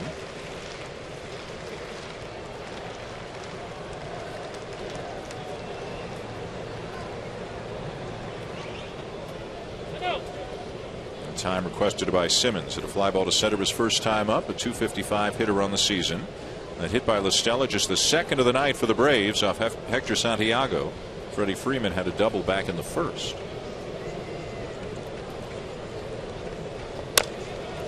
Chopper towards second. Back to first, not in time. Close, but ruled safe at first on the fielder's choice is Simmons.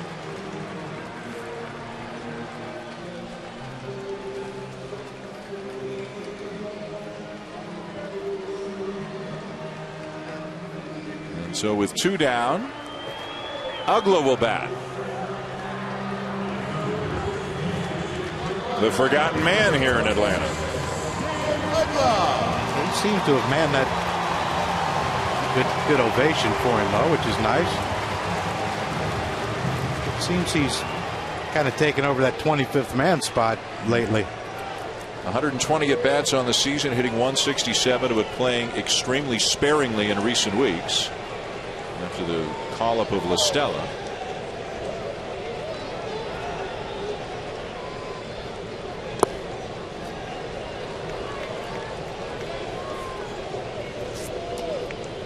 And a guy whose numbers just were in serious decline the last couple of years. We talked about B.J. Upton a little bit earlier and how he has not produced the last 2 years with Atlanta as he did with Tampa Bay. Uggla in his 4th year with the Braves. First year he had 36 homers. The numbers, the average have gone down. The errors and strikeouts have gone up, and relegated to part-time duty right now as he grounds out to end the inning. We'll see Mike Trout bat in the top of the 6th.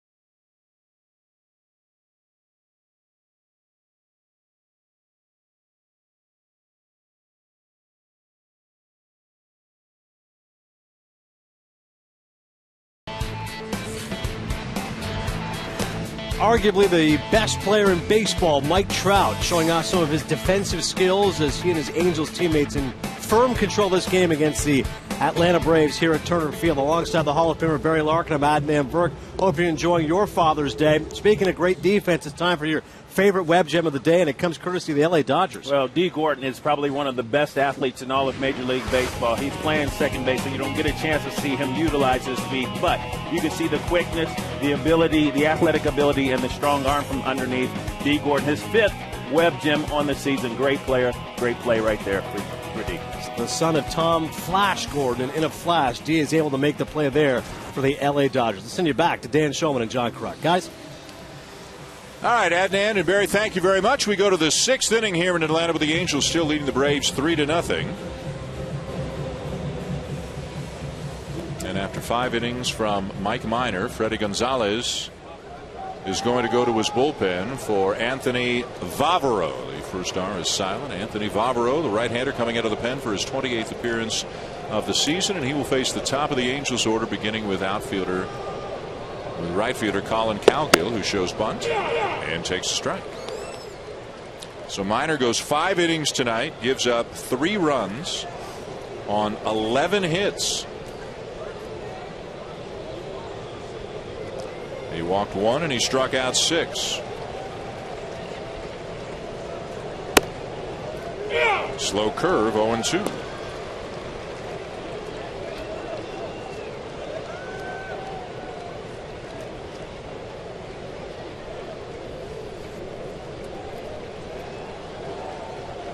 See Mike Trout waiting on deck.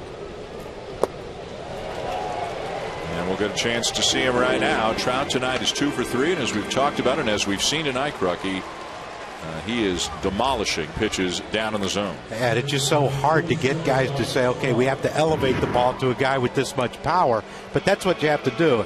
You know, this is first at bat. Minor throws a fastball down, he gets a base hit, and then this breaking ball, slider, cutter, whatever it was, it stayed a little bit too elevated in one of his hot spots, and he hit that one a long way. Does he have like the second farthest distance per home run? Yeah, you don't think of him as hitting. I mean, he's obviously becoming a great home run hitter. He's got a lot of power, but you don't think of him in terms of hitting home runs as long as anybody else. I think it's Giancarlo Stanton is the only player whose average home run has traveled a greater distance than Mike Trout's have this year. And when are people going to start dropping the arguably the best player in the game? What's the argument? I'm with you. Thank you. Well, we're a pair. There it is, 420.3 feet to be exact. This is since the beginning of last year. So just behind Stanton. And how far was the one he hit today? I think it upped his average a little bit. He might have caught Giancarlo. Curveball for a strike, 1-1. There was a moth on the plate, which is why we had a delay. Not sure it worked out so well for the moth.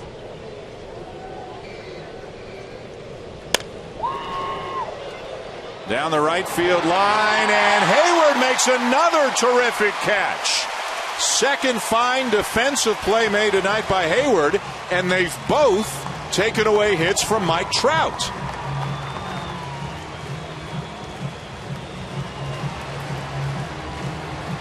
This is what Freddie Gonzalez is telling us about how valuable Jason Hayward is, even if he's not swinging the bat well. Great defense. He said he goes for outs, and that's a guy that just he knows he's going to take 1-2 steps and hit the wall in right field, and makes a great play. Look at Trout. Look at Trout. Come on, man. Second time tonight. Hayward gave it right back to him. He said, "Don't hit it to me." 7 other guys out here that you can hit it to, and you hit it to me. Well, on most nights, Trout's looking at a 3 for 4, maybe a 4 for 4 night instead of a 2 for 4. Well, the best right fielder in baseball, the defensive right fielder in baseball's got his number. Ball and a strike on Albert Pujols. Maybe he should start pulling the ball. See, there is a flaw in his game. Big series for Pujols. 2 more hits tonight.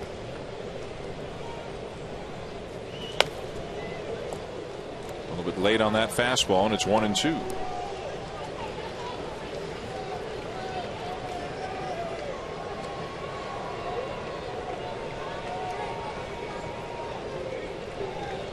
mentioned Albert with 508 home runs. That puts him 25th on baseball's all-time list.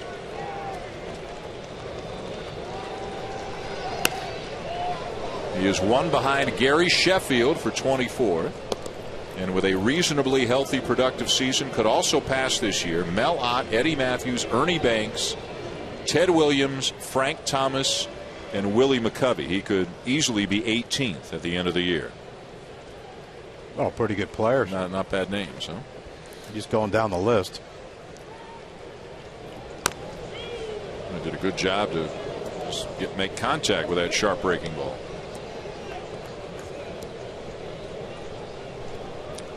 Some talk in the past week out in Orange County that maybe with Pujols struggling, which he's not anymore, but a few days ago he was, that maybe Mike Scioscia, and this didn't come from Scioscia, this came from the outside, that maybe there would be some thought to moving Pujols out of the 3 spot. He has only hit 3rd as an Angel. He's not hit below 4th since he was a rookie in 2001.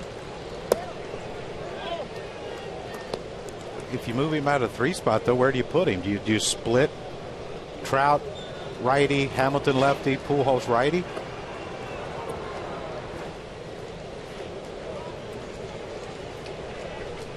Albert's left it off and talked about his career credentials. Didn't seem to bug him. Maybe it motivated him a little bit. He's pretty good at playing with a bit of a chip on his shoulder sometimes. He can use that to fuel. Yeah, most great ones can. They find something that they think, okay, well, I'm going to, I'll show you type of deal. And there you see it. He's, like you said, hadn't hit lower than number 3 since his rookie year.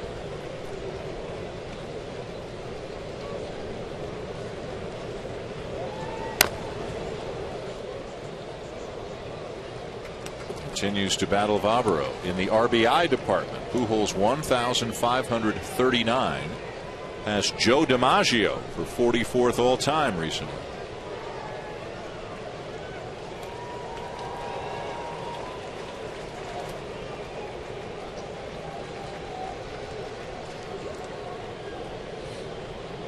Again, the 2-2. Fouls off another one. We're going to see pitch number 10.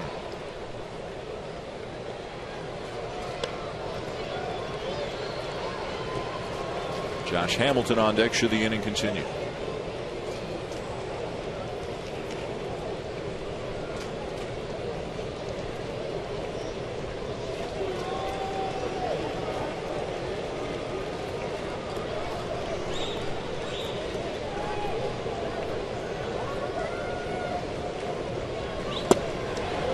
And the count now full.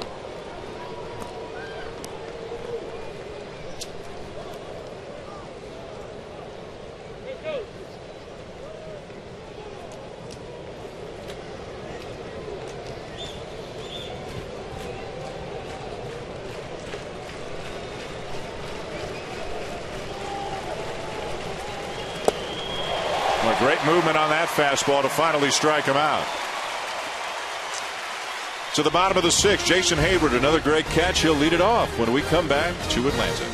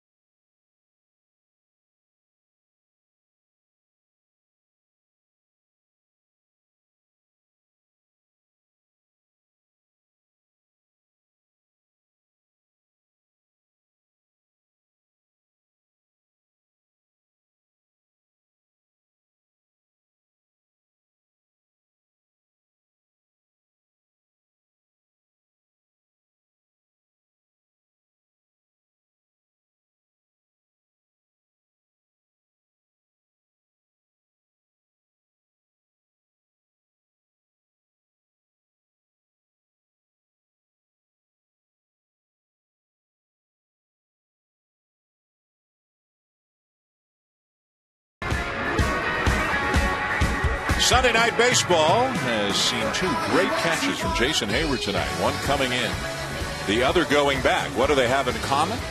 They both robbed Mike Trout of a base hit tonight. Well, Trout could be 4 for 4. He has a couple of hits, including a home run, and now here's Hayward. 0 for 2 as he leads off the 6th. Atlanta trailing 3-0. Yeah, Trout could be 4 for 4 and possibly for the cycle if the one he dove coming in went past him for a double or triple, and that one there was either a double or a triple. We're missing out on history. Thanks, Jason.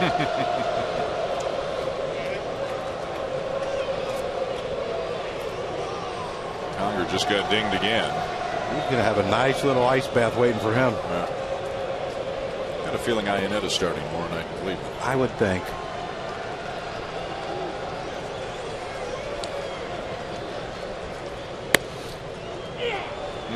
Hayward wasn't so sure.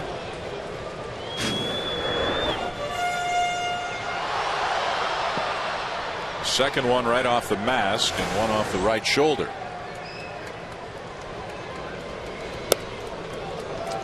Jared Weaver, who's kind enough to spend some time with us earlier tonight, will be starting tomorrow night in Cleveland against Trevor Bauer.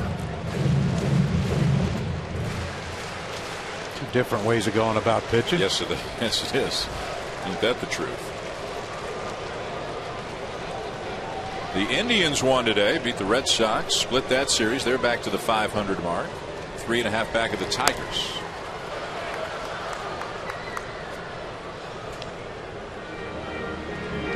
Kansas City, as we mentioned earlier, they also won 7 in a row, swept the White Sox. They're just a game and a half back in Detroit.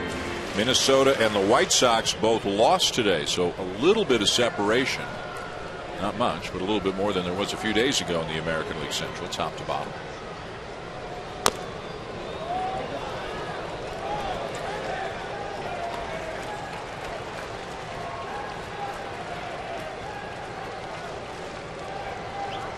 Kansas City kind of came out of nowhere in the last week. Snuck up on some people, yeah, but you know, they get some offense, they got some pitching, they score some runs, they'll be in it till the end.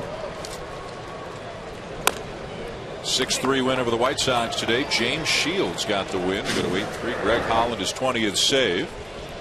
How about a little web gem here from Buster Olney? Barry Larkin, where are you? Where's Lark? And now trying to figure out who to give the ball to. No, give it to the kid. Give it to the kid. Way to go, Buster. Just gave it to another future sports writer of America.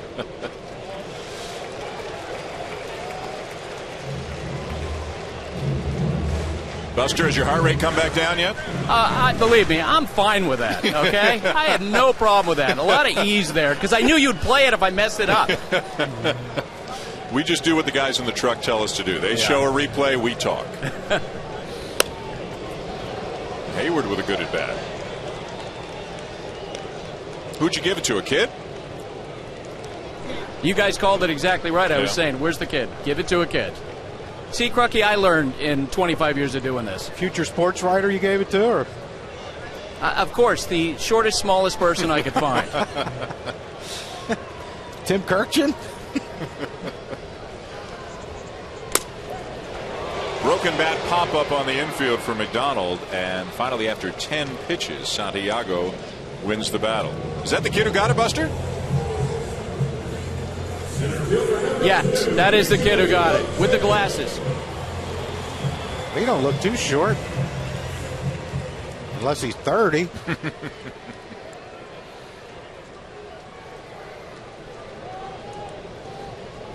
Here's B.J. Upton, 0 for 2, a strikeout and a fly ball. Fly ball was a great sliding catch by Mike Trout out in shallow center. Second year of a large 5-year contract for B.J. Upton.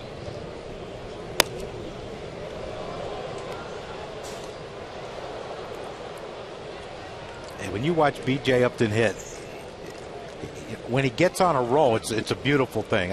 You mentioned last year or 2 years ago, September, how great he was. But he has so many moving parts and so many things that have to be perfect just for him to make good contact with the ball. I'm not talking about getting jammed or hitting it off the end of the bat. I'm talking about to hit it off the barrel of the bat, he has to be perfect with everything he does. The foot has to be down on time. The big movement and the waggle in his hands at the point of starting your swing has to be perfect. You wish there was a way he could simplify it. He was at his best back in the playoffs in 2008. Remember the postseason for the Rays? He hit 3 home runs in the division series, hit 4 more in the ALCS. Career high in home runs is 28. Did that with the Rays 2 years ago. You see how far back he hit that? That's a fastball. And he hit that ball up. It was basically past his back leg when he swung at it. Yeah, that just tells you its timing is just really off right now. And he was very close to getting rung up for the second time tonight. Wow.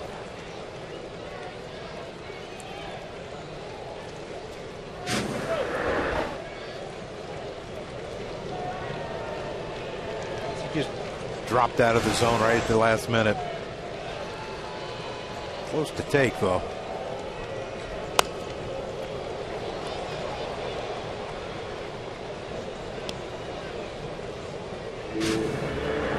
Watch at the top of his swing, his hand. See that last minute of a last little hitch?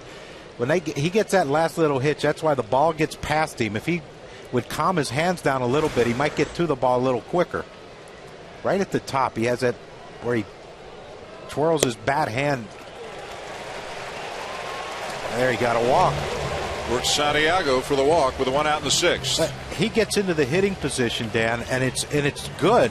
And then as soon as he starts to swing, his hands go like this, and that takes too long to get back, and that's why everything's beating him. The fastballs are beating him, and he can't get to them. Yeah. And that's why I'm telling you, he has to be absolutely perfect to get this to this in a timely manner to catch a fastball out in front to hit a ball out of the ballpark. Kind of like what Gary Sheffield would do, but his hands were so incredibly fast, he did it as a mechanism to kind of slow himself down a little bit. Yeah, but you see that right there at the last minute. He has that little hitch, and it just... Freeman drops a base hit into right center, and around to third comes Upton.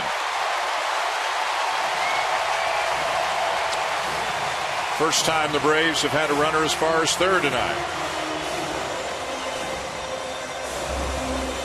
And Freeman has 2 of the 3 Atlanta hits on the game. That'll bring Mike Butcher, the pitching coach, out to the mound. And a good sign, though, for Braves fans. You know, Freddie Freeman's been struggling. I said it before the game. Sometimes you need a lefty. Sometimes you need a lefty to keep your shoulder in and keep your sights set on the other hand. But you see Freddie wraps the bat around, but you see at the last minute he doesn't have that flip with his top hand. His hands just go right to the baseball. That's a beautiful swing. He drives that one into right field. His double was into left center field. You know, when you can hit the ball at all sides of the ballpark, it makes you tough to defend. Like you said, you know, we talked about it too, Dan. The Angels had numerous opportunities to put this game away, and they didn't do it. You know, give Mike Minor credit. He battled through 5 innings, and you know, now one swing of the bat by Evan Gattis, and we have a whole new ball game. 14-game hitting streak entering tonight. 0 for 2 tonight.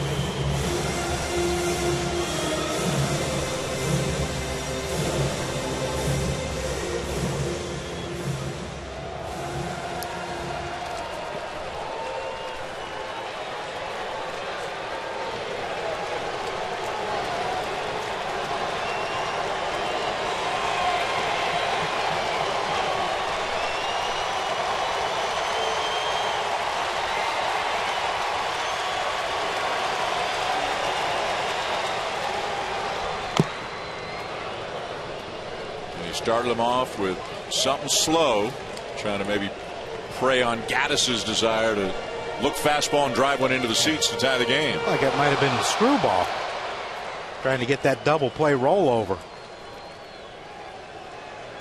Tied for third in the National League in home runs.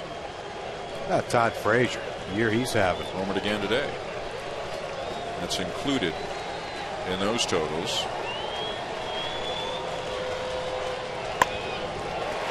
That's going to be a base hit.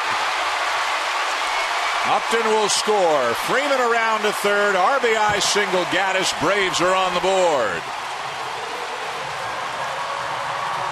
That's a 15-game hitting streak. That's when you get a little chalk from the pool table and cue that one up. He hit that one right out of the cup of his bat. The bats are hollowed out a little bit. Look at him. He hit it. He's like, golly, I popped up. No, you just went first to third and drove in a run. He hit that ball. Funny. That ball has a big slice in it, I guarantee you.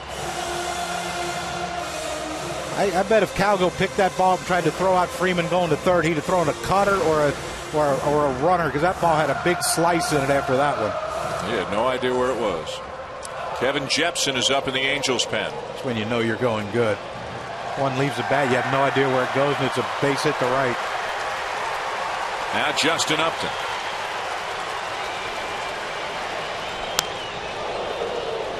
And a big collective ooh from the crowd after that first pitch hack from Upton.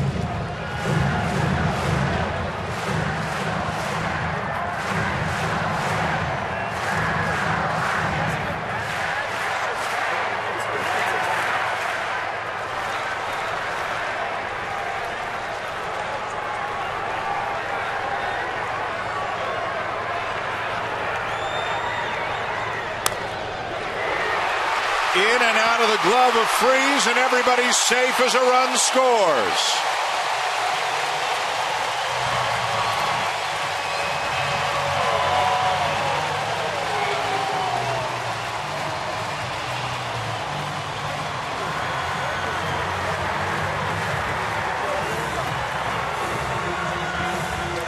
And that's going to be all for Santiago. Well, they didn't hit bullets off him this inning. They found some holes, scored a couple of runs, and that's all for the left-hander here as things pick up in Atlanta.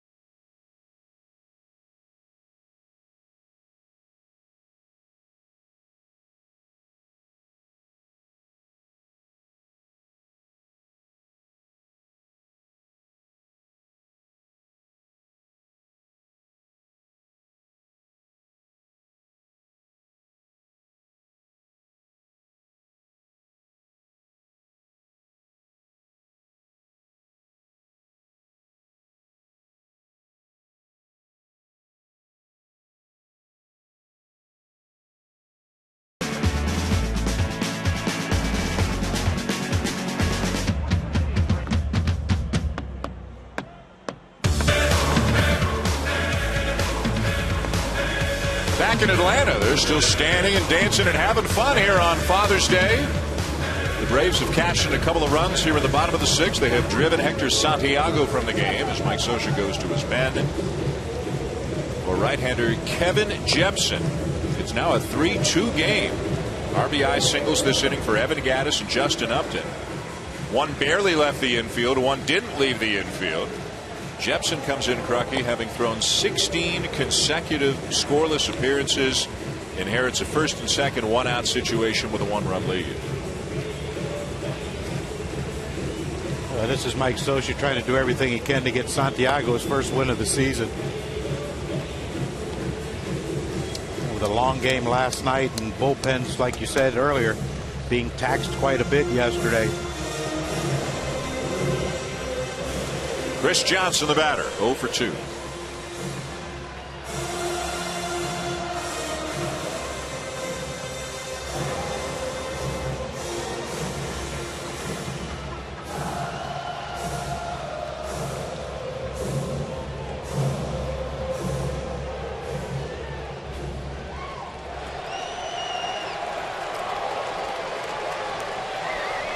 Gaddis at second, Justin Upton at first, and one out here in the bottom of the 6th. If I'm Chris Johnson, I'm going to try to look something in because they've been in his kitchen the whole game. Santiago was. I'm looking in and trying to turn on something. And as soon as you do, they slider you. I hate this game.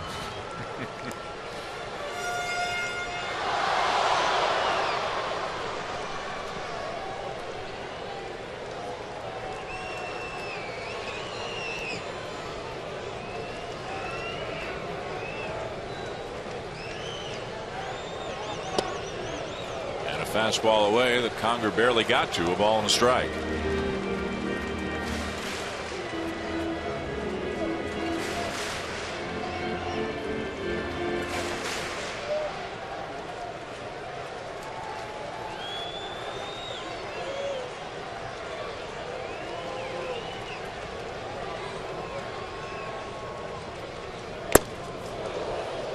.96, and it's 1-2. He rushed that 0-1 pitch up there pretty good too, down and away. And there he just said, you know what, if you can hit it, hit it. That's the thing, you know, you always say, you know, if they're going to chase the high fastball, throw another one up there a little higher and see if he'll go back at it again.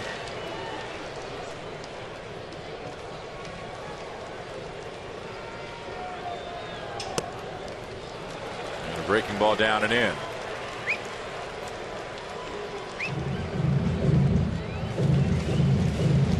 If I'm Jepson right here, I'm trying to go back up in the strike zone.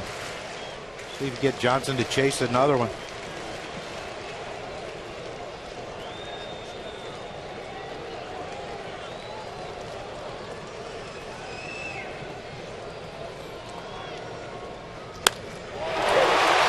Right field, base hit. Runners had to hold to see if it would drop. Everybody's up a base and they're loaded.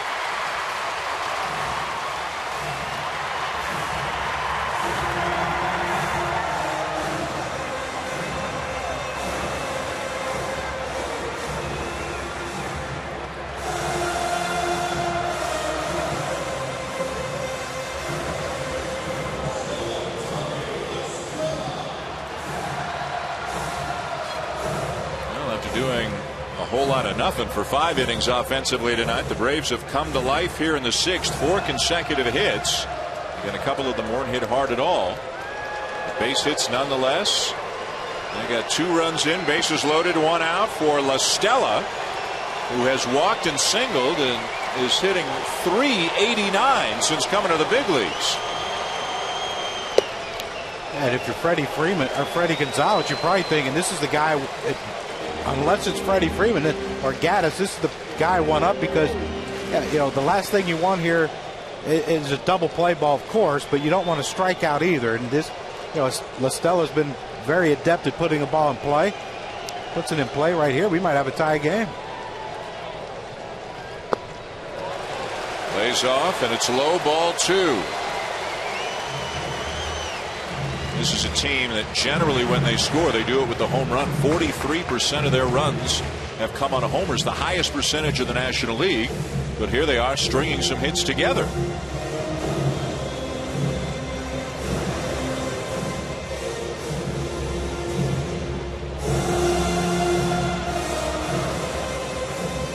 And they're putting together some good at-bats this inning. You know, even though Hayward made an out, he put together a good at-bat.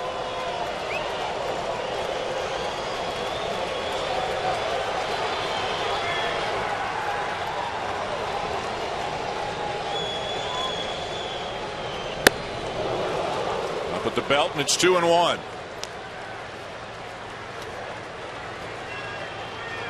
That's when the young man has to remind himself, I'm not a home run hitter. Let's not try to hit a grand slam right here.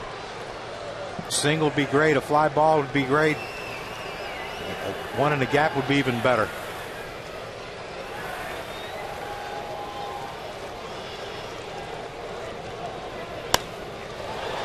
He is 21 for 54 as a big leaguer, and of the 21 hits, 20 of them are singles, 1 double. But he is a contact hitter, line to line. This could be a situation 2-2. Jepsen has confidence enough in his slider. Maybe throw him a slider down. If he can backdoor, that'd be great. But if he can't, try to get a ground ball right here to second base. See if they can turn a double play for him.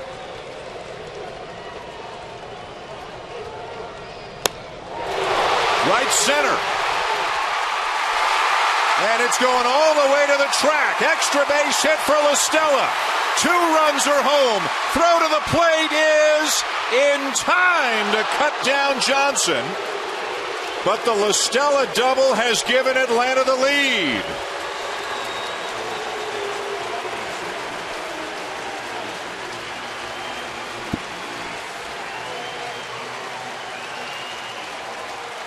And Freddie Gonzalez may want them to have a look at that play at the plate.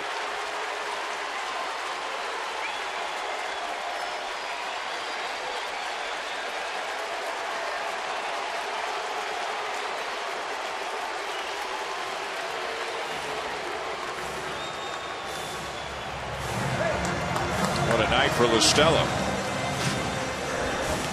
Oh, you saw the overswings on the. This is one he just stayed inside. You know what? I'm going to put this ball in play. I have 2 strikes on me. This is what you love about a young player who can do this. He overswung trying to go deep. It's not his game. Stay within yourself, try to hit a ball in the gap. But when he hit that ball, I thought Calgo had a chance of making that play, but it just kept traveling on him. And see right here, perfect relay, perfect throw by Kendrick to get Johnson at home. So 2 down. And a ground ball to short, which will end the inning. But Atlanta, they string 5 consecutive hits together. The La Stella double drives in 2. And for the first time tonight, the Braves have the lead here in Atlanta.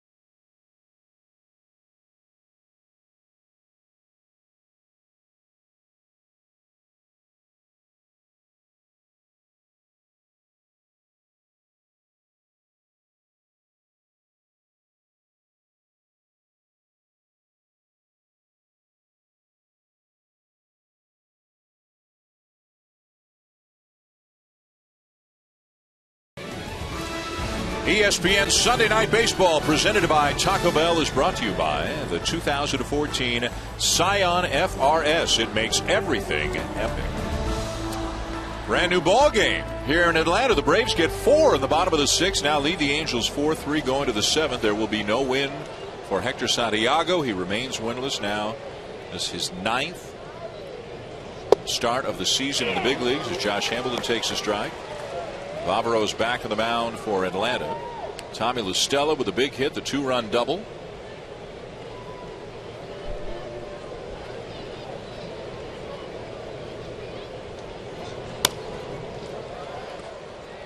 Inning started with a B.J. Upton walk.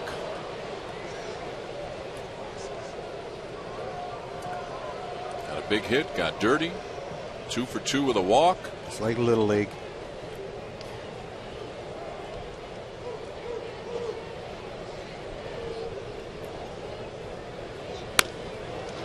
Hamilton slices one to left center, and B.J. Upton runs it down.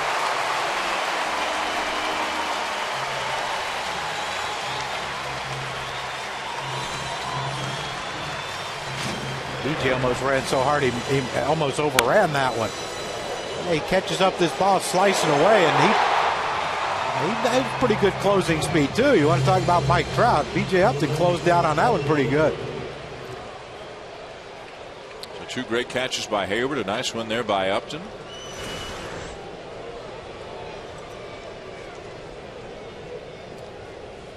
Now Howie Kendrick. 7th and 8th innings. Used to be lockdown innings for Atlanta. Think back 2-3 years ago. Venters and O'Flaherty, right before the all the injuries. Venters still out. O'Flaherty now with Oakland. Good move. And for the Braves, it could be Vavro, could be Shea Simmons, 22nd round pick, who's up pitching well. He's made 6 appearances. Avilan's not having as good a year as he normally has from the left side. Aren't any sure things right now for Freddie Gonzalez in the 7th and 8th.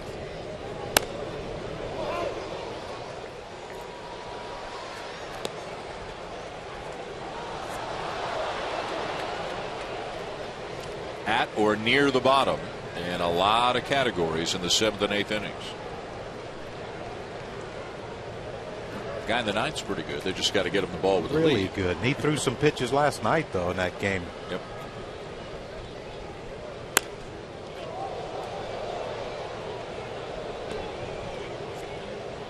But I'm sure if needed,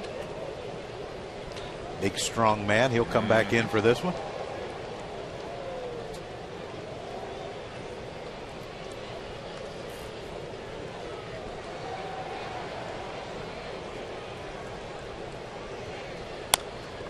Right in on his hands. Charged by Simmons. 2 down.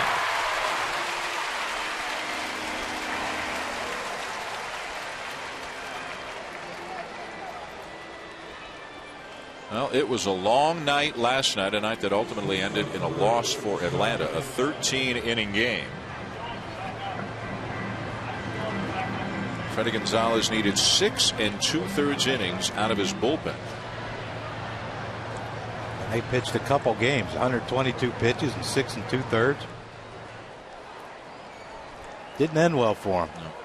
David Hale went 2 1/3. He gave up the damage in the 13th inning. He threw 42 pitches. Kimbrell threw 17 last night. Remember, Jordan Walden's back now. He's back off the DL, so he's obviously a guy who figures in potentially in the 8th inning. Former Angel great. With arguably the most unusual pitching motion in baseball. You read my mind. I know that's a tough thing to do. It's a scary thing to do. It's a short story, but yeah, it's weird. I mean, he's like one of the softball, the women's softball pitchers. How he jumps at you, foot's off the ground.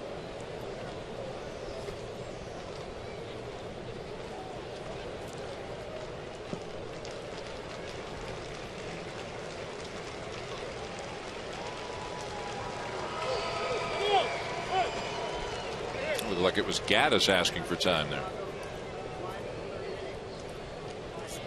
See now, if Vavro gets out of this inning quickly, if you get Johnny McDonald right here, 1, 2, 3 inning, do you dare bring him back for the 8th? He's pitched well. Leading off next inning, if that matters.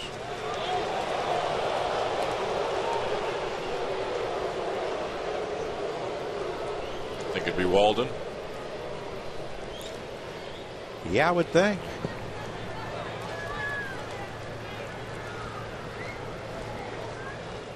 Avilan, the left-hander, is up in the pen.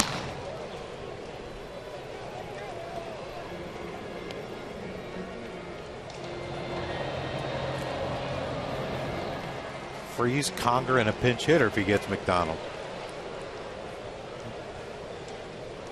Probably want Conger hitting right-handed, I would imagine.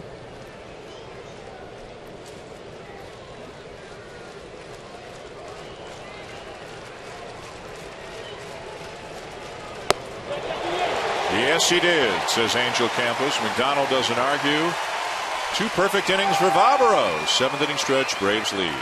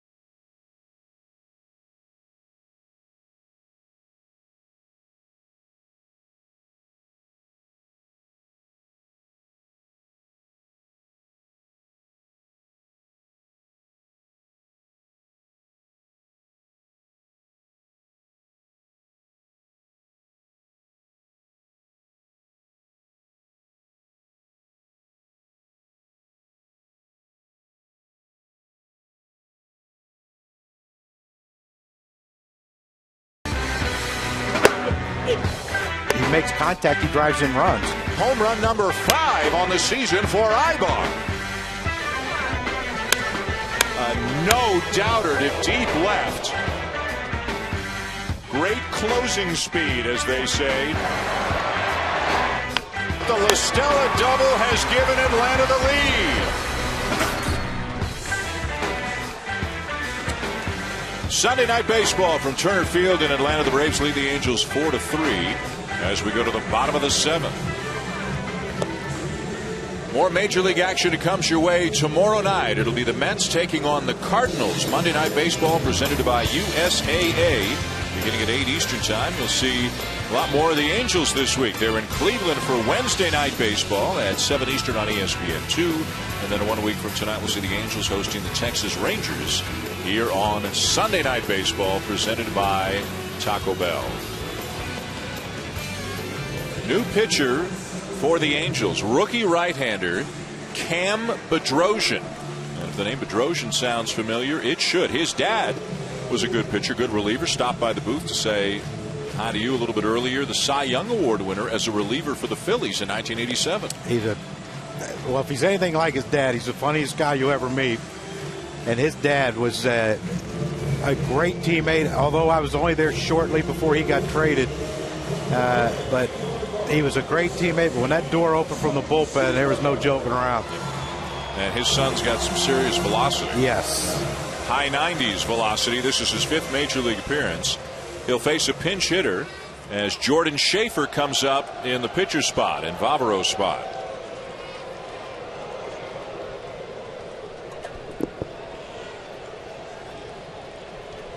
Bedrosian pitched in last night's game. Went an inning, gave up a run on 3 hits, walked a batter as well, committed a balk, had to drop the ball. Coming up in his stretch, he dropped the ball. I talked to his dad about it today, and he said it's the first time he's ever done it in his life. Can you say it's nerves? I mean, it's well, he's a young man, and he said he thinks his mother was more nervous than Cam was, but he said that all his buddies were here watching him. It's the first time he's pitched in the big leagues in front of all his friends and family, and said he might have had some nerves going, but I told him, I said, if that's the worst thing that happens to him, he's going to be pretty good for him.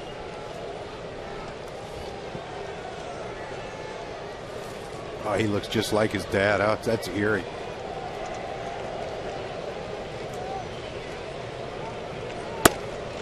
A strike, 1-1.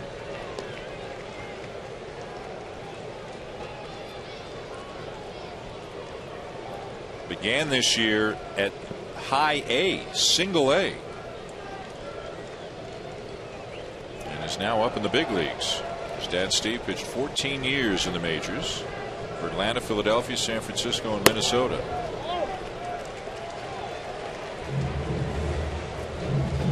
And as mentioned, won the Cy Young in '87 with the Phillies, saved 40 games that year. At Double-A this year, Cam Bedrosian in 18 1/3 struck out 30.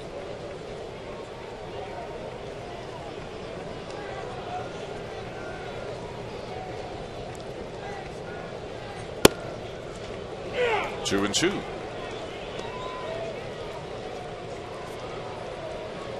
(4-3) Atlanta as the Braves bat in the bottom of the 7th. Jordan Schaefer, Jason Hayward, to B.J. Upton scheduled. A run in the 2nd, 2 in the 3rd for the Angels, but left a lot of men on. We talked about that early. Had a ton of opportunities early, but they left 9 men on in the first 5 innings. And a breaking ball swung on and missed, and Schaefer kind of heading more to the dugout than he was down to first as Conger fires down to first to complete the play.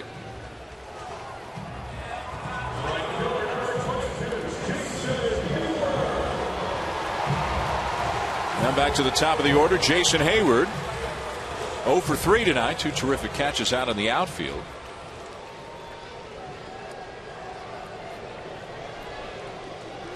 If the Braves win tonight, they will be in sole possession of first in the National League East, a game up on both the Nationals and the Marlins. If they lose tonight, it'll be a 3-way tie.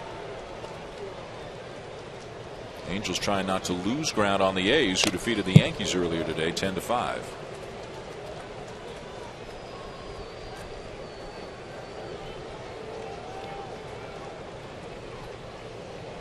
There you have it. Washington was held to just 3 runs in the 3 games in St. Louis. Jaime Garcia got the win today. Trevor Rosenthal the save. Matt Adams homered in his 3rd consecutive game.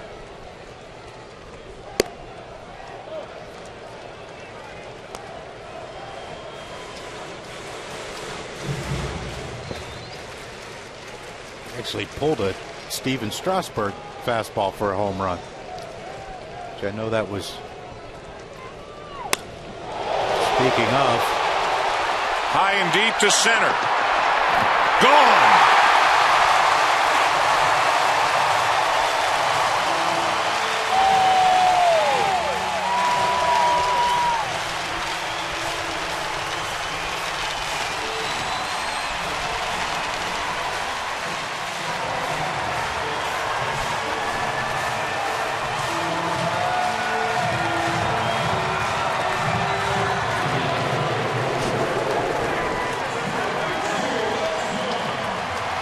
a changeup by Cam Bedrosian, and he's behind on his fastball, fouling everything off the left side pretty much all night, even against Santiago. And Bedrosian that changeup, and he was right on it. Number 8 on the season for Hayward, 5-3 Atlanta.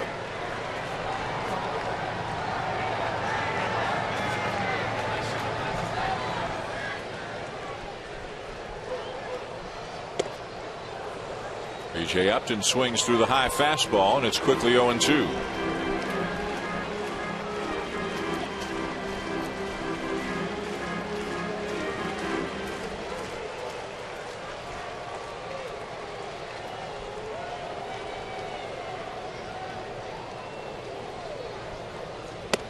And you could see Conger asking for the fastball to be elevated again.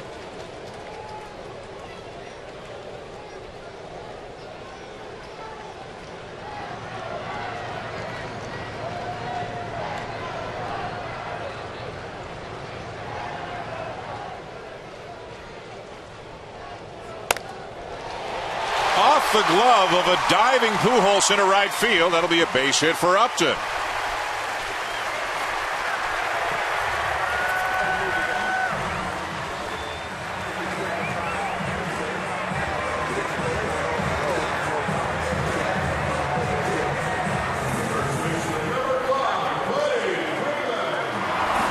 lot of good things for Freddie Gonzalez coming in this game. And Cam Bedrosian got beat on the changeup by Hayward, got taken deep, and I'm going fastballs now. And good piece of hitting by B.J. Upton.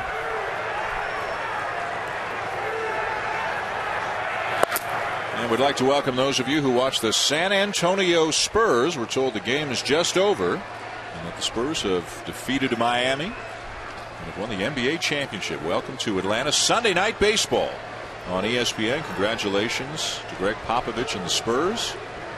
Here Atlanta leading the Angels 5-3. The Angels led most of the night. Got 3 early runs, left a ton of men on base. Atlanta got 4 in the bottom of the 6th. They've added a run here in the 7th on a home run by Jason Hayward. Here in the rubber match of this 3-game series.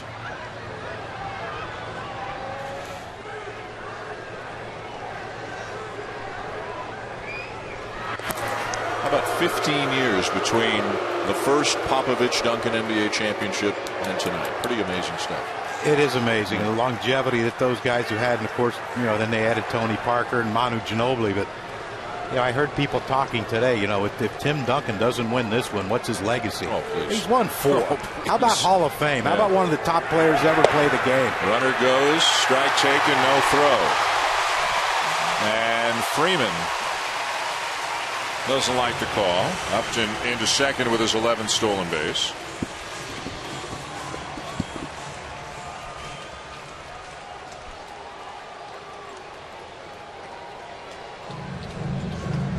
So B.J. Upton, steal number 11. I wonder how they're going to go against Freddie Freeman right now with Cam Bedrosian. Righty against a lefty. You got righties coming up following, and Gaddis and Justin Upton. Freeman looks like he's swinging the bat pretty good tonight. Well located fastball, and it's 0-2. I don't think Freddie's a big fan of the umpire right now. He's 2 for 3 tonight, a single and a double.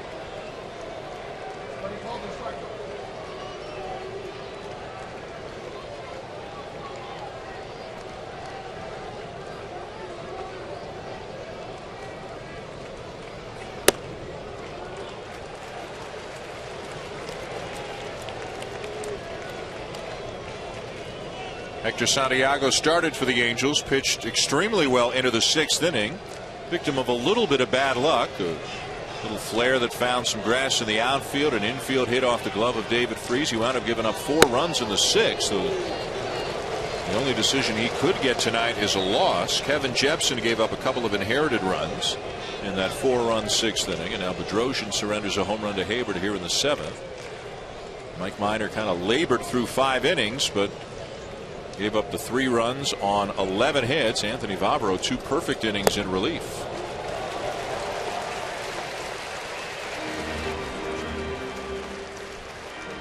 That's where you see a veteran hitter like Freddie Freeman. He gets behind 0-2. 2 pitches he didn't think were strikes called by the umpire. And now Bedrosian threw him a high fastball and a changeup and breaking ball. He's trying to do anything to get Freddie Freeman to chase. And he stayed now and got the count back to 3-2 where he wants it. And a ground ball to second. Freeman retired as Upton takes third. Now 2 down.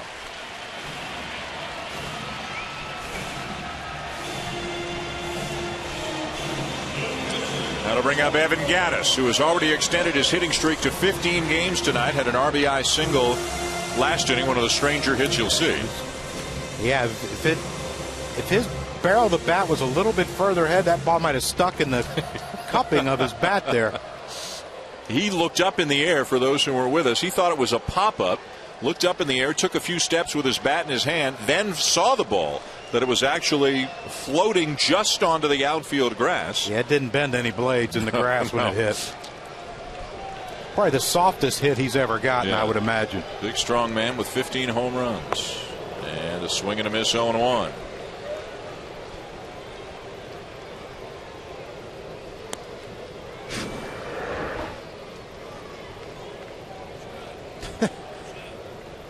He hit that one so close to the end of the bat. He's like, oh, man, I popped up. I didn't drive you. Uh-oh. Oh, there it is. There you go. I mean, not like he could wait to hear it hit. It didn't make a sound when it hit the ground. Whoa. Air mails one to the backstop, and another run will score.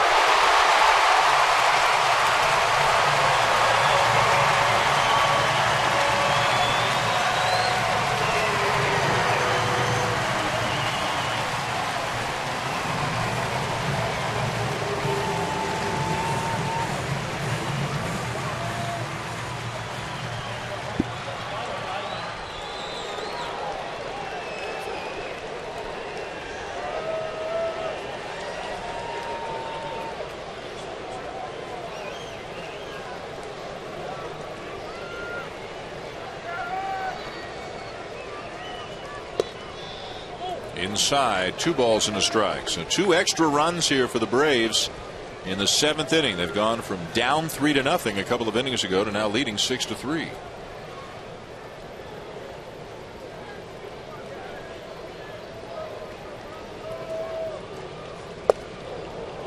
Two and two. I understand the theory of wanting to pitch up to get him to look at something else and then try to go, slider away or change up or whatever off-speed pitch you want to throw following it, but make it a competitive pitch. The 0-2 pitches all night have been non-competitive pitches up out of the strike zone that when they leave your hand, they're a ball.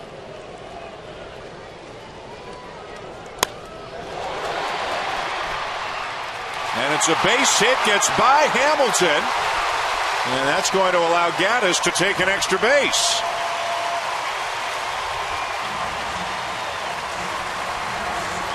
Quickly, this is falling apart for the old Angels.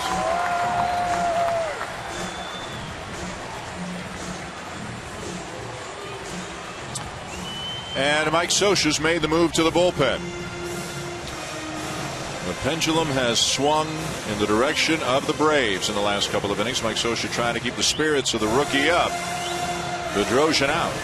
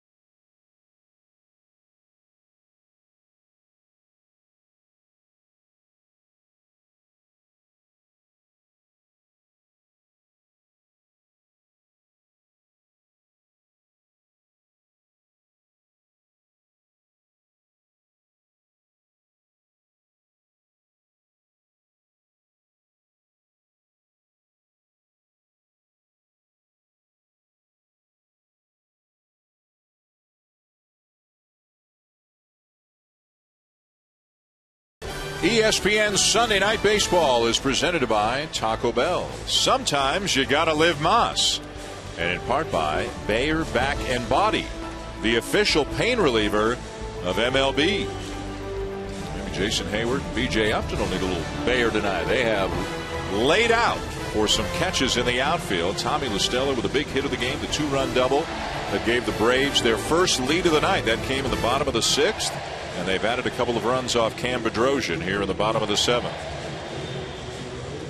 think the Angels, Mike Scioscia might need some Bayer.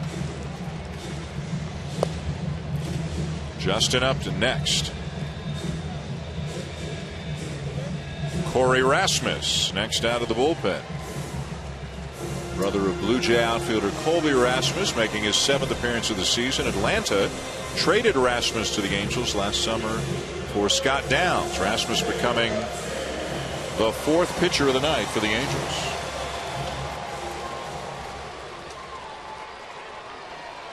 Well, this is one early when it was 3-0. Felt like it should have been 8-0.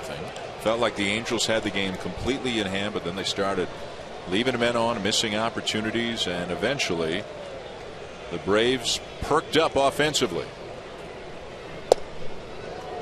Breaking ball for a strike. And they've done it basically without the long ball.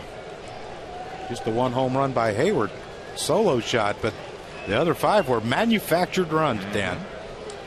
Had a walk in there, an infield hit. Big double by La Stella. BJ Upton stole a base this inning.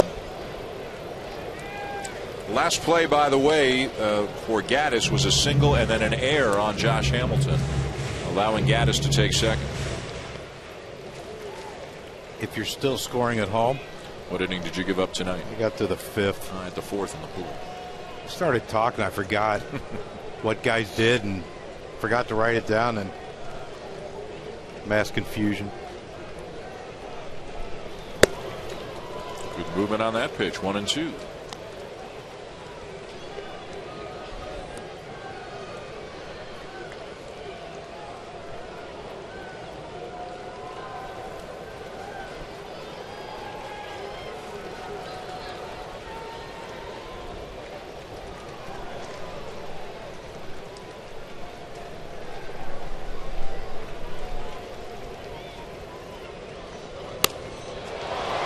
High fly ball to left center.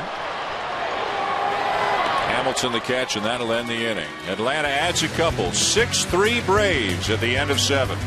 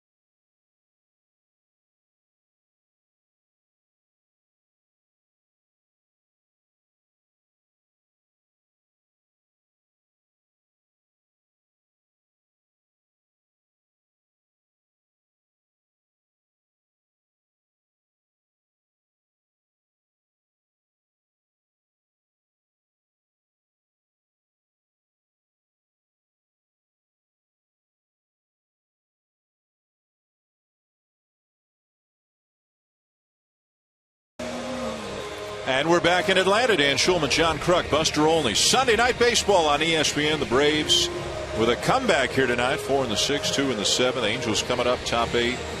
Atlanta leading 6-3. Celebrate Sunday all season long with special ticket offers. Head to the ballpark with your friends and family. Go to MLB.com/Sunday. And follow every Major League Baseball game with MLB.com at bat for your mobile device. Get scores, stats, highlights, live audio, and more. Text at bat to 31826 or visit MLB.com for details. Jordan Walden, the former Angel, with the Angels from 2010 through 2012, had 32 saves back in 2011. Comes in with a 3-run lead here in the 8th inning for the Braves. Just back off the disabled list.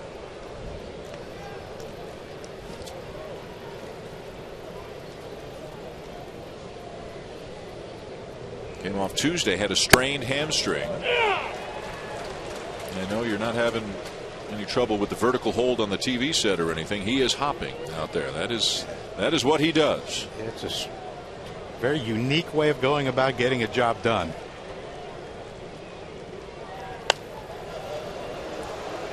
How do you throw 97 with that? And command. Yeah.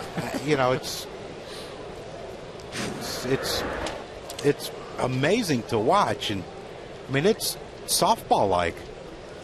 The way he's jumping at the hitter, foot's off the ground. I mean, I don't think you would define that as drop and drive, would you? No.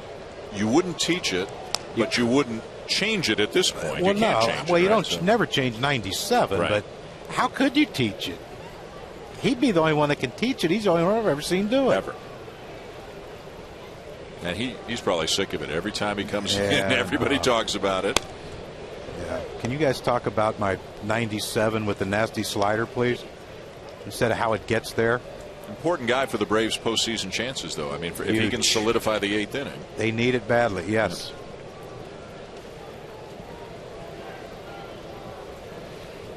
Yeah. 7, 8, 9. Due up this inning. Freeze Conger in the pitcher spot for the Angels. Which means Trout and Pujols will definitely get another opportunity. I bet he was one of those I know everything pitching coach's job's nightmare growing up, wasn't he?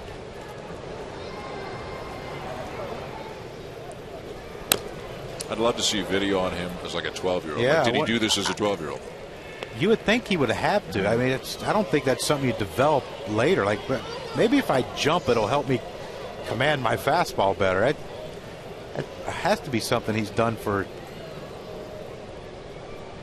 since he started pitching. Jumping at you, and he's 6'5", too. Got him.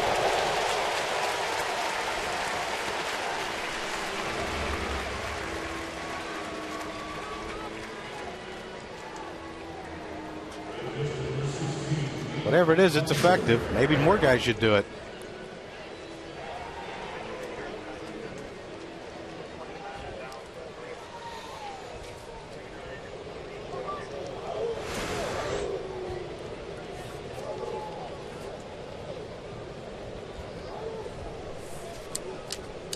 Now Conger turns around to bat from the left side.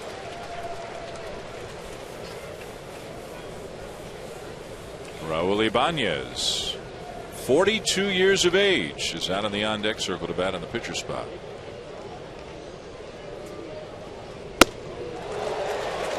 He ain't fooling around. No.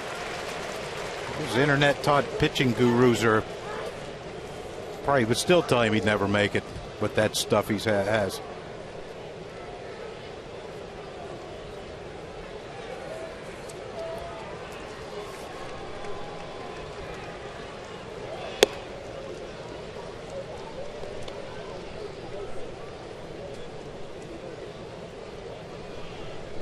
Maybe if he had his foot on the ground, he'd only throw 98.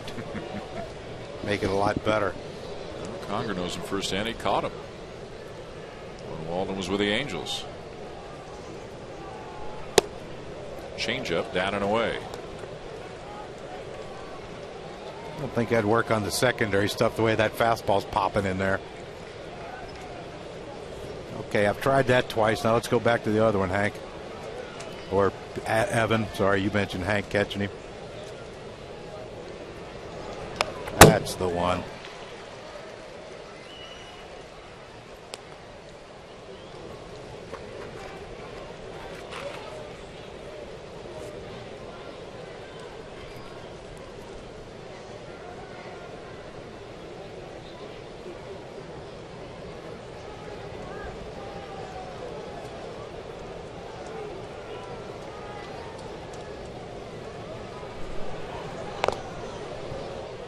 It's a foul ball. The count remains 2-2.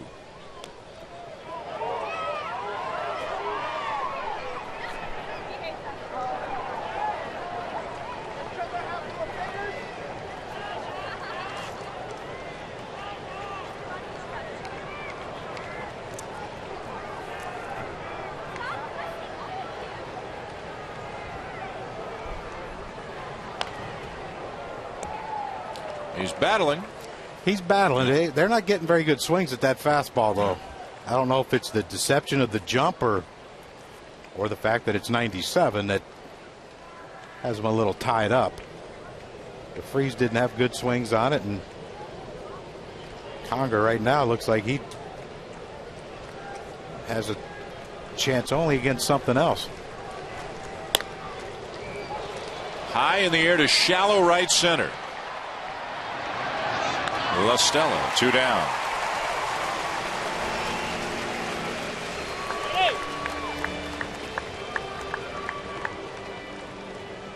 And now Ibanez. First year with the Angels. 29 home runs last year with Seattle. But he has scuffled this year with the Angels. He's hitting 146 with 3 homers and 157 at bats. And C.J. Cron is a name you'll probably be hearing more about with the Angels. He's starting to get some of the DH at bats.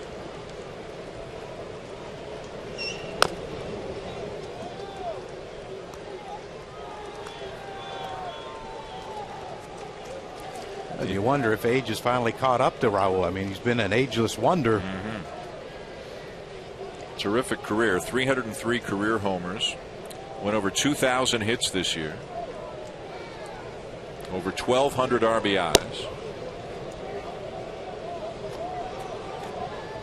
Some very good years with the Mariners. Probably his best years.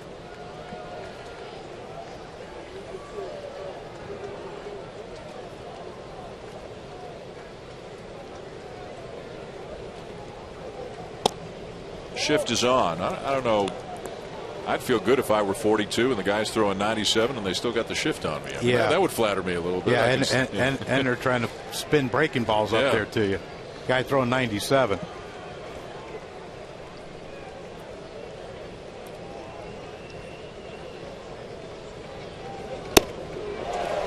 Two and two. You think about we talk about the difficulty of pinch hitting, and you got a 42-year-old who's sat on the bench. He probably went in the cage and took some swings and stuff. Don't get me wrong, but hey, he comes in the 8th inning, the guy throwing 97. Inning over. 3 up, 3 down. They go against Walden. To the bottom of the 8th, still 6-3 Atlanta.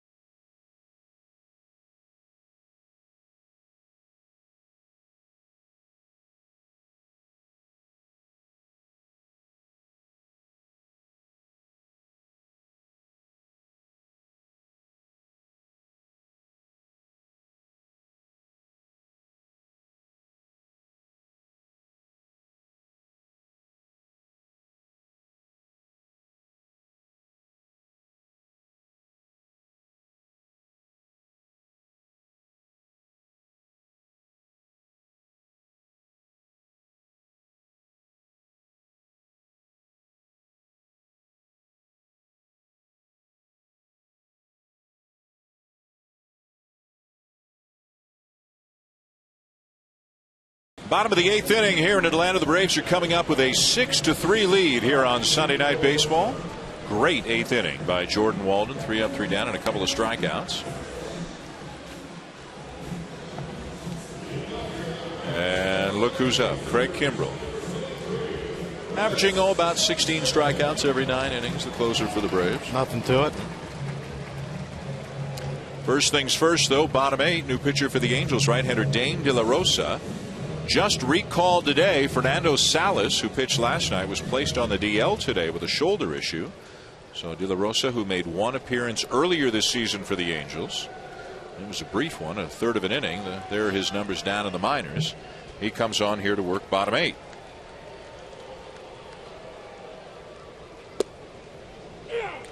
Chris Johnson, the batter.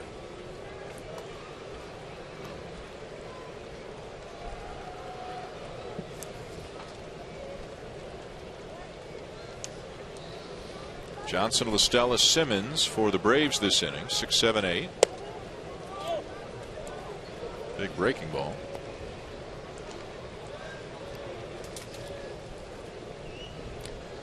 De La Rosa last year 6-1 with a 2.86 ERA in 75 appearances for the Angels.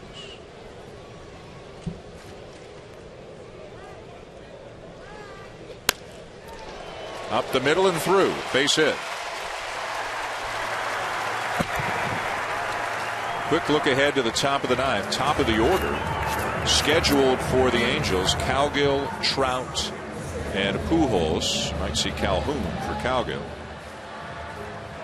Yeah, that's what, you know, this is the thing. If they can keep this manageable at 3 runs with what the Angels have coming up, it's not, you don't like your chances even against, you know, especially against Kimbrell, but yeah, it gives you a chance if you can keep it 6-3.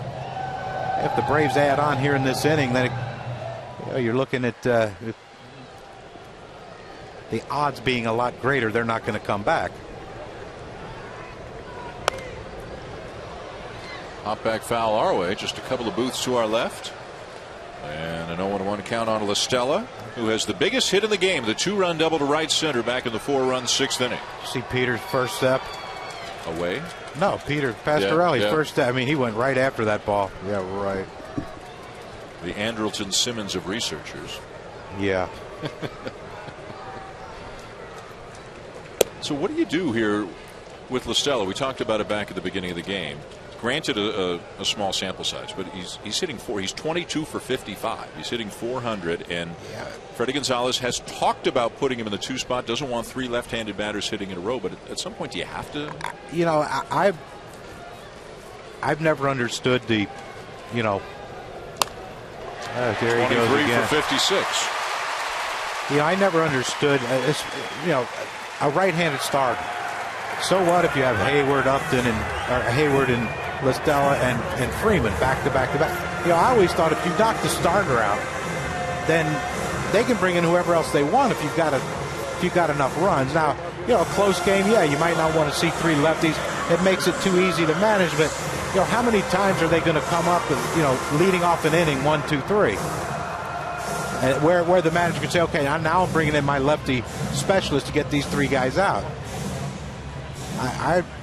I'd say you put your best at the top and let him go. I mean, he got a hit off Santiago. Mm-hmm. Well, the more LaStella hits, the more it's going to become a conversation here in Atlanta. Yeah. There's Simmons. Angels thinking a bunt is a possibility. Bunted foul. We've seen some rather shaky bunting in this series. C.J. Wilson laid down a blueprint yesterday's first bunt. Just slid off, just barely foul. SportsCenter currently airing on ESPN News as they wrap up the San Antonio Spurs winning the NBA championship tonight. U.S. Open, World Cup, full day of baseball, a lot going on. Back to the mound. Throw to third, they get the lead runner, and that's all, but Simmons fails to execute.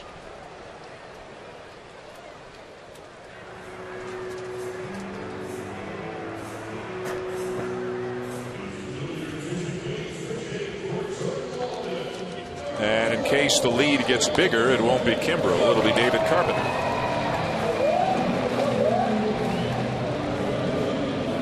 Well, that's one of those bunts after Simmons fouled the first one off. He's like, I just need to get this down. I got to get this bunt down. But, you know, two upper back to the pitcher is usually not going to get it, execute you a good bunt and get the runners over.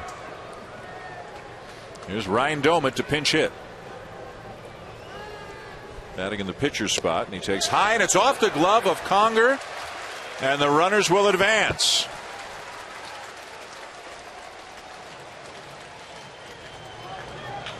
And a wild pitch is the scoring.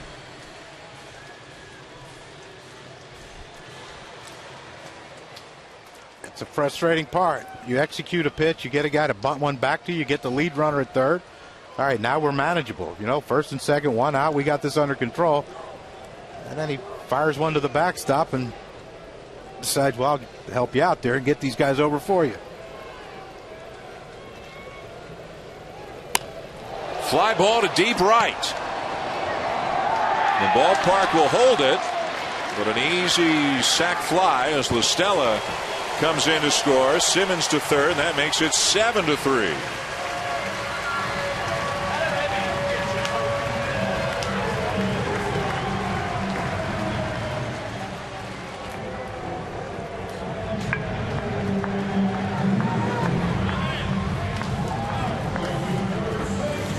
Beautiful thing. You come in to pinch hit, guy casts one over there, everyone's head, so you know another fastball's coming.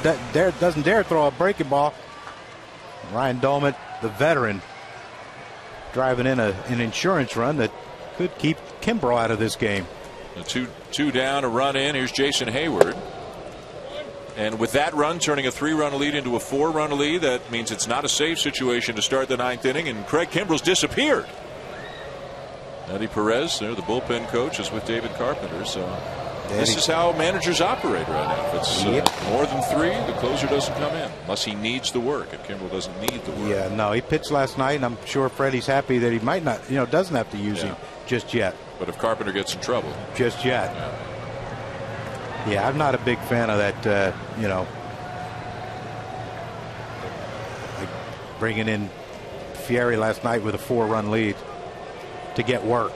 Intentional walk, little Ephus pitch, there on the 2-0. And they don't have the same adrenaline. I hear closers, I hear people say it, they don't have the same adrenaline as, when it's a safe situation. Are you that selfish that you're not going to go out and try to win the game for your team when you're called upon? Well, and after the first couple of hits, the adrenaline should have kicked in. That's exactly right. And that, and look, I'm not saying that was his thinking last night in the game, but I've heard it from closers. Well, don't bring me in a non-safe situation. I don't have that same adrenaline. So you're not trying to win like we were trying to win the whole game? Here's B.J. Upton, 1 for 3 with a walk.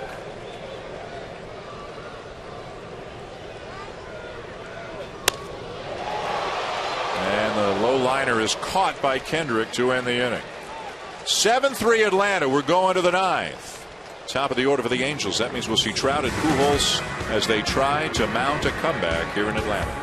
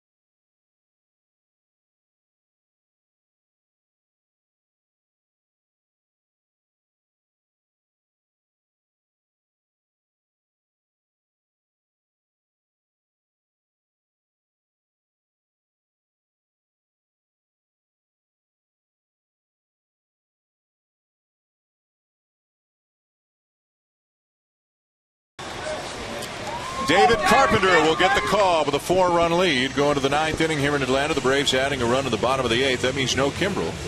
That means yes, Carpenter, as he makes his way in from the right field bullpen to work the 9th inning. Where's Todd Coffey when you need him? Remember he used to come flying out of there? That was beautiful to see. Phil Koch does that too. Yeah.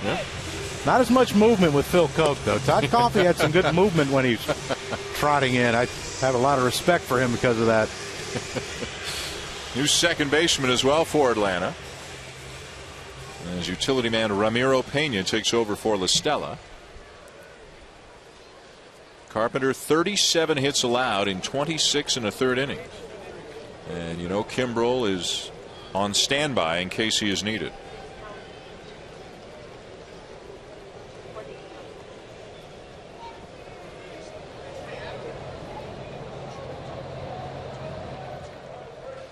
There's Pena at second. We've got a pinch hitter for the Angels as well, as Cole Calhoun will bat for Colin Cowgill. Calhoun normally their right fielder and leadoff hitter against a righty.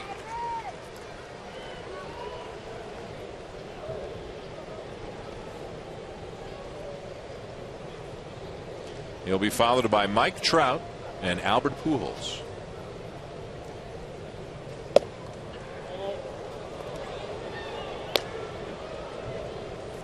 Does everyone throw 96 I was now? just going to say, everyone who's come out of the Atlanta pen has. Wow. All three of them. And the guy that throws the hardest is still down there.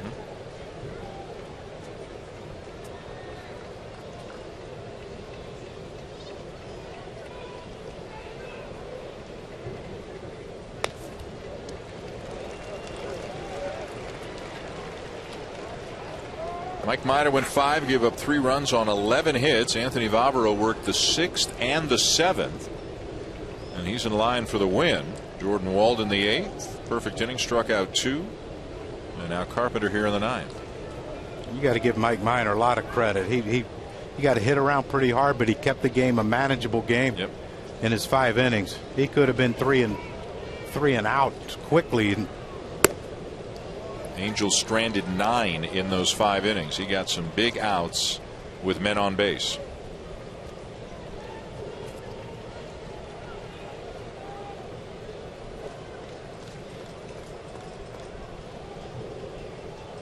And if the Angels lose this game, this is a game they'll look back on and say, there's no way we should have lost this game. They had this game in. Strike 3 call. They were in charge of this game for the first 5 innings and let it slip away. But one guy was hit the ball rather well in this game. As this gentleman strolling up to the plate right now. Let's take a look at Mike Trout's night. That's the home run in the 3rd inning. That followed a base hit that he had in the 1st. Also made a terrific catch to rob B.J. Upton. And Trout himself has been robbed twice by Jason Hayward. That was the 2nd one. Hayward once coming in, once going back, and that pitch sails inside for ball 1. So Trout's raised his average up over 300 tonight. He's at 302, 14 homers, 50 RBIs. Hitting over 370 in his last 22 games.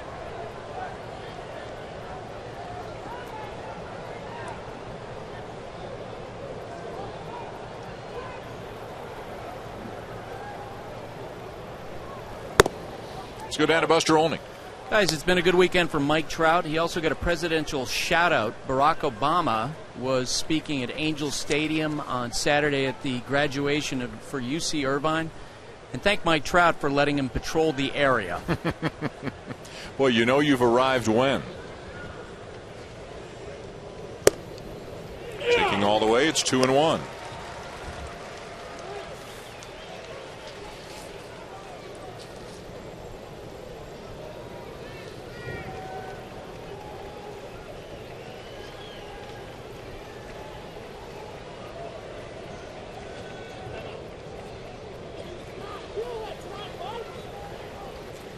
One of the great lines from Babe Ruth when asked how he can honestly think he earned $100,000 and made more than the president. He said he had a better year. Yeah.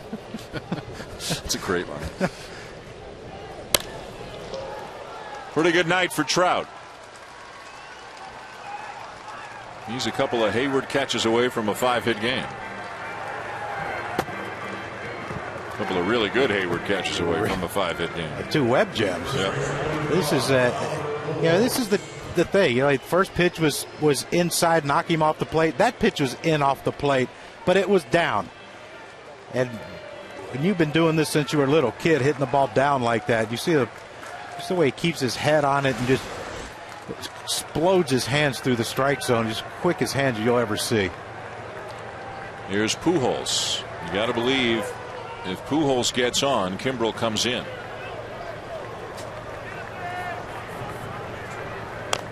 Again, managers, and they all do it, they seem to manage late in games more often than not to the save rule. Yes. Which is 3-run lead entering the 9th. Forget the 3 innings of effective relief in a big lead or something, but 3-run lead entering the 9th inning, or tying run on base, at bat, or on deck. If Pujols gets on, the tying run will move into the on deck circle. And you can be pretty sure that would be Kimbrell time. On the edge. And it's 0-2.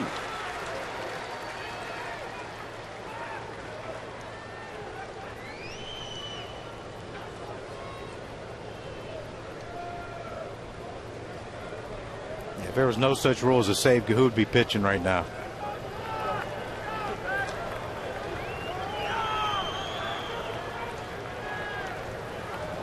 Ooh, and he hit him with a 96-mile-an-hour fastball, and Albert is not impressed.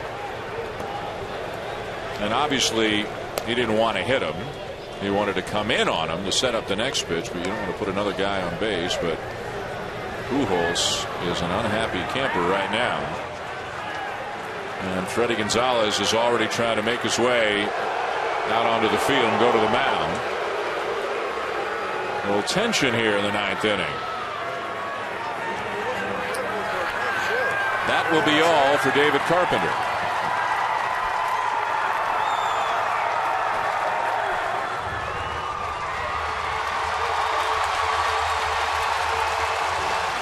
Mike Scioscia's not happy. Albert Pujols is not happy.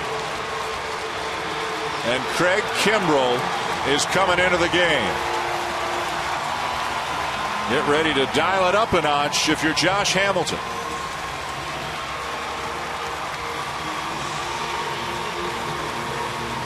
2 on, 1 out. This one is not over yet.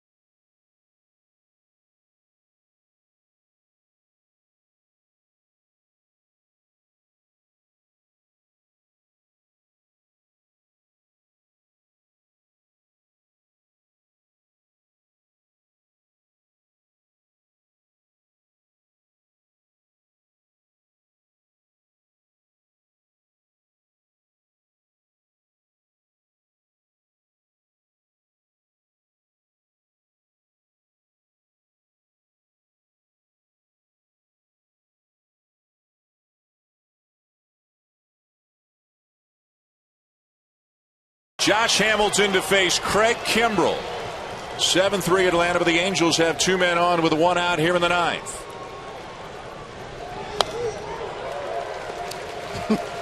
.99 just to get you started. Kimbrell this year has 19 saves. He has struck out 48 batters in 26 2/3 innings. This is his 3rd consecutive game in which he's appeared. He picked up the save on Friday night, worked an inning, struck out 2 through 13 pitches. Came on in the 10th last night in a tie game through 17 pitches, gave up a run in the inning of work. Didn't get the call there, and it's 1-1 on a Hamilton. A pretty firm 99.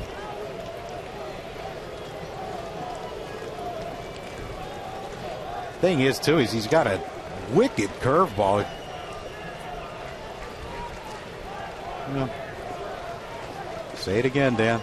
Stay in school, kids. Stay in school. 1-2.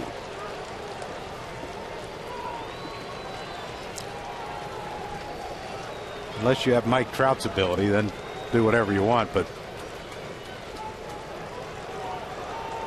we've been trying to figure out who he is. Reminds us of, and so far it's been Mickey Mantle. Would have been fun to see Kimbrell and Trout head to head.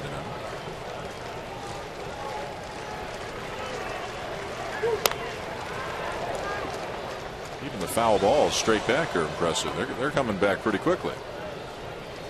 Kimbrell's providing all the juice on this right now, as Hamilton's having some big cuts. Yeah, now we haven't discussed it, but who gets one comes back up here? Who? You're the first baseman. Doesn't mean I could field. No, glove up, man. And he chases the slider in the dirt. 2 down. Well, that's the old equalizer right there. That 99, 99, 98. Got Josh to foul a couple off, and then, you know, let's see if you can. What you're going to do with this one? You know, you're talking about 98, 99 up in the zone, and then he throws that one that comes at you. What you're thinking is 99, and it ends up being 88-mile-an-hour breaking ball. Now Howie Kendrick, the Braves an out away from victory.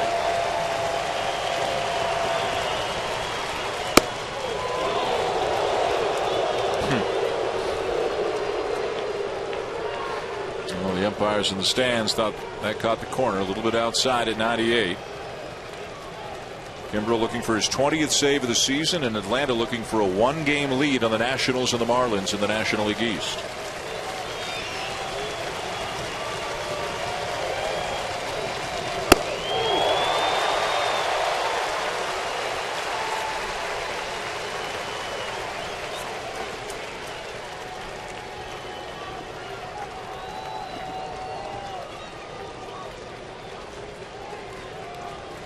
Outstanding work out of the Braves pen tonight, especially by Vavaro, Walden. Carpenter allowed 2 of the 3 he faced to reach base, but now Kimbrell trying to finish it off. Yeah, how bad they were last night was how good they were tonight in this one. And I think if he throws him a hook right here, we're going home, Dan. He hasn't caught up to the fastball, so he has that too. Pick one.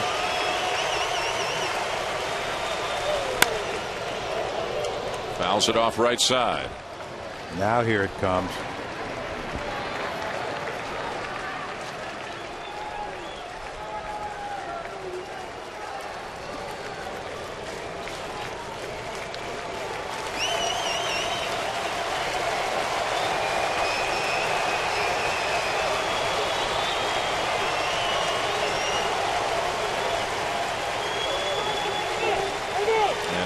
Gaddis asking for time. Crowd booing, but they didn't see it was their own player. Yeah, I'm not sure that's a good one you want to get the signs mixed up with Kimbrell out there. Now you're looking for a breaking ball, and he throws 99 at your face mask. It's going to hurt you.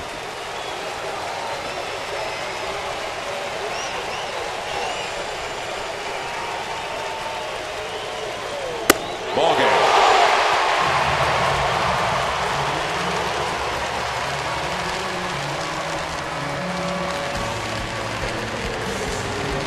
So Atlanta down 3-0 early tonight. They come back and win it 7-3, taking 2 out of 3 from the Angels.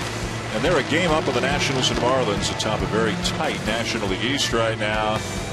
The Angels lose a game in the standings to Oakland. They're heading to Cleveland for a 4-game series. You can see Game 3 of that series Wednesday night on ESPN2. For John Kruk, Buster Olney, I'm Dan Schulman. Thanks for watching, and so long from Atlanta.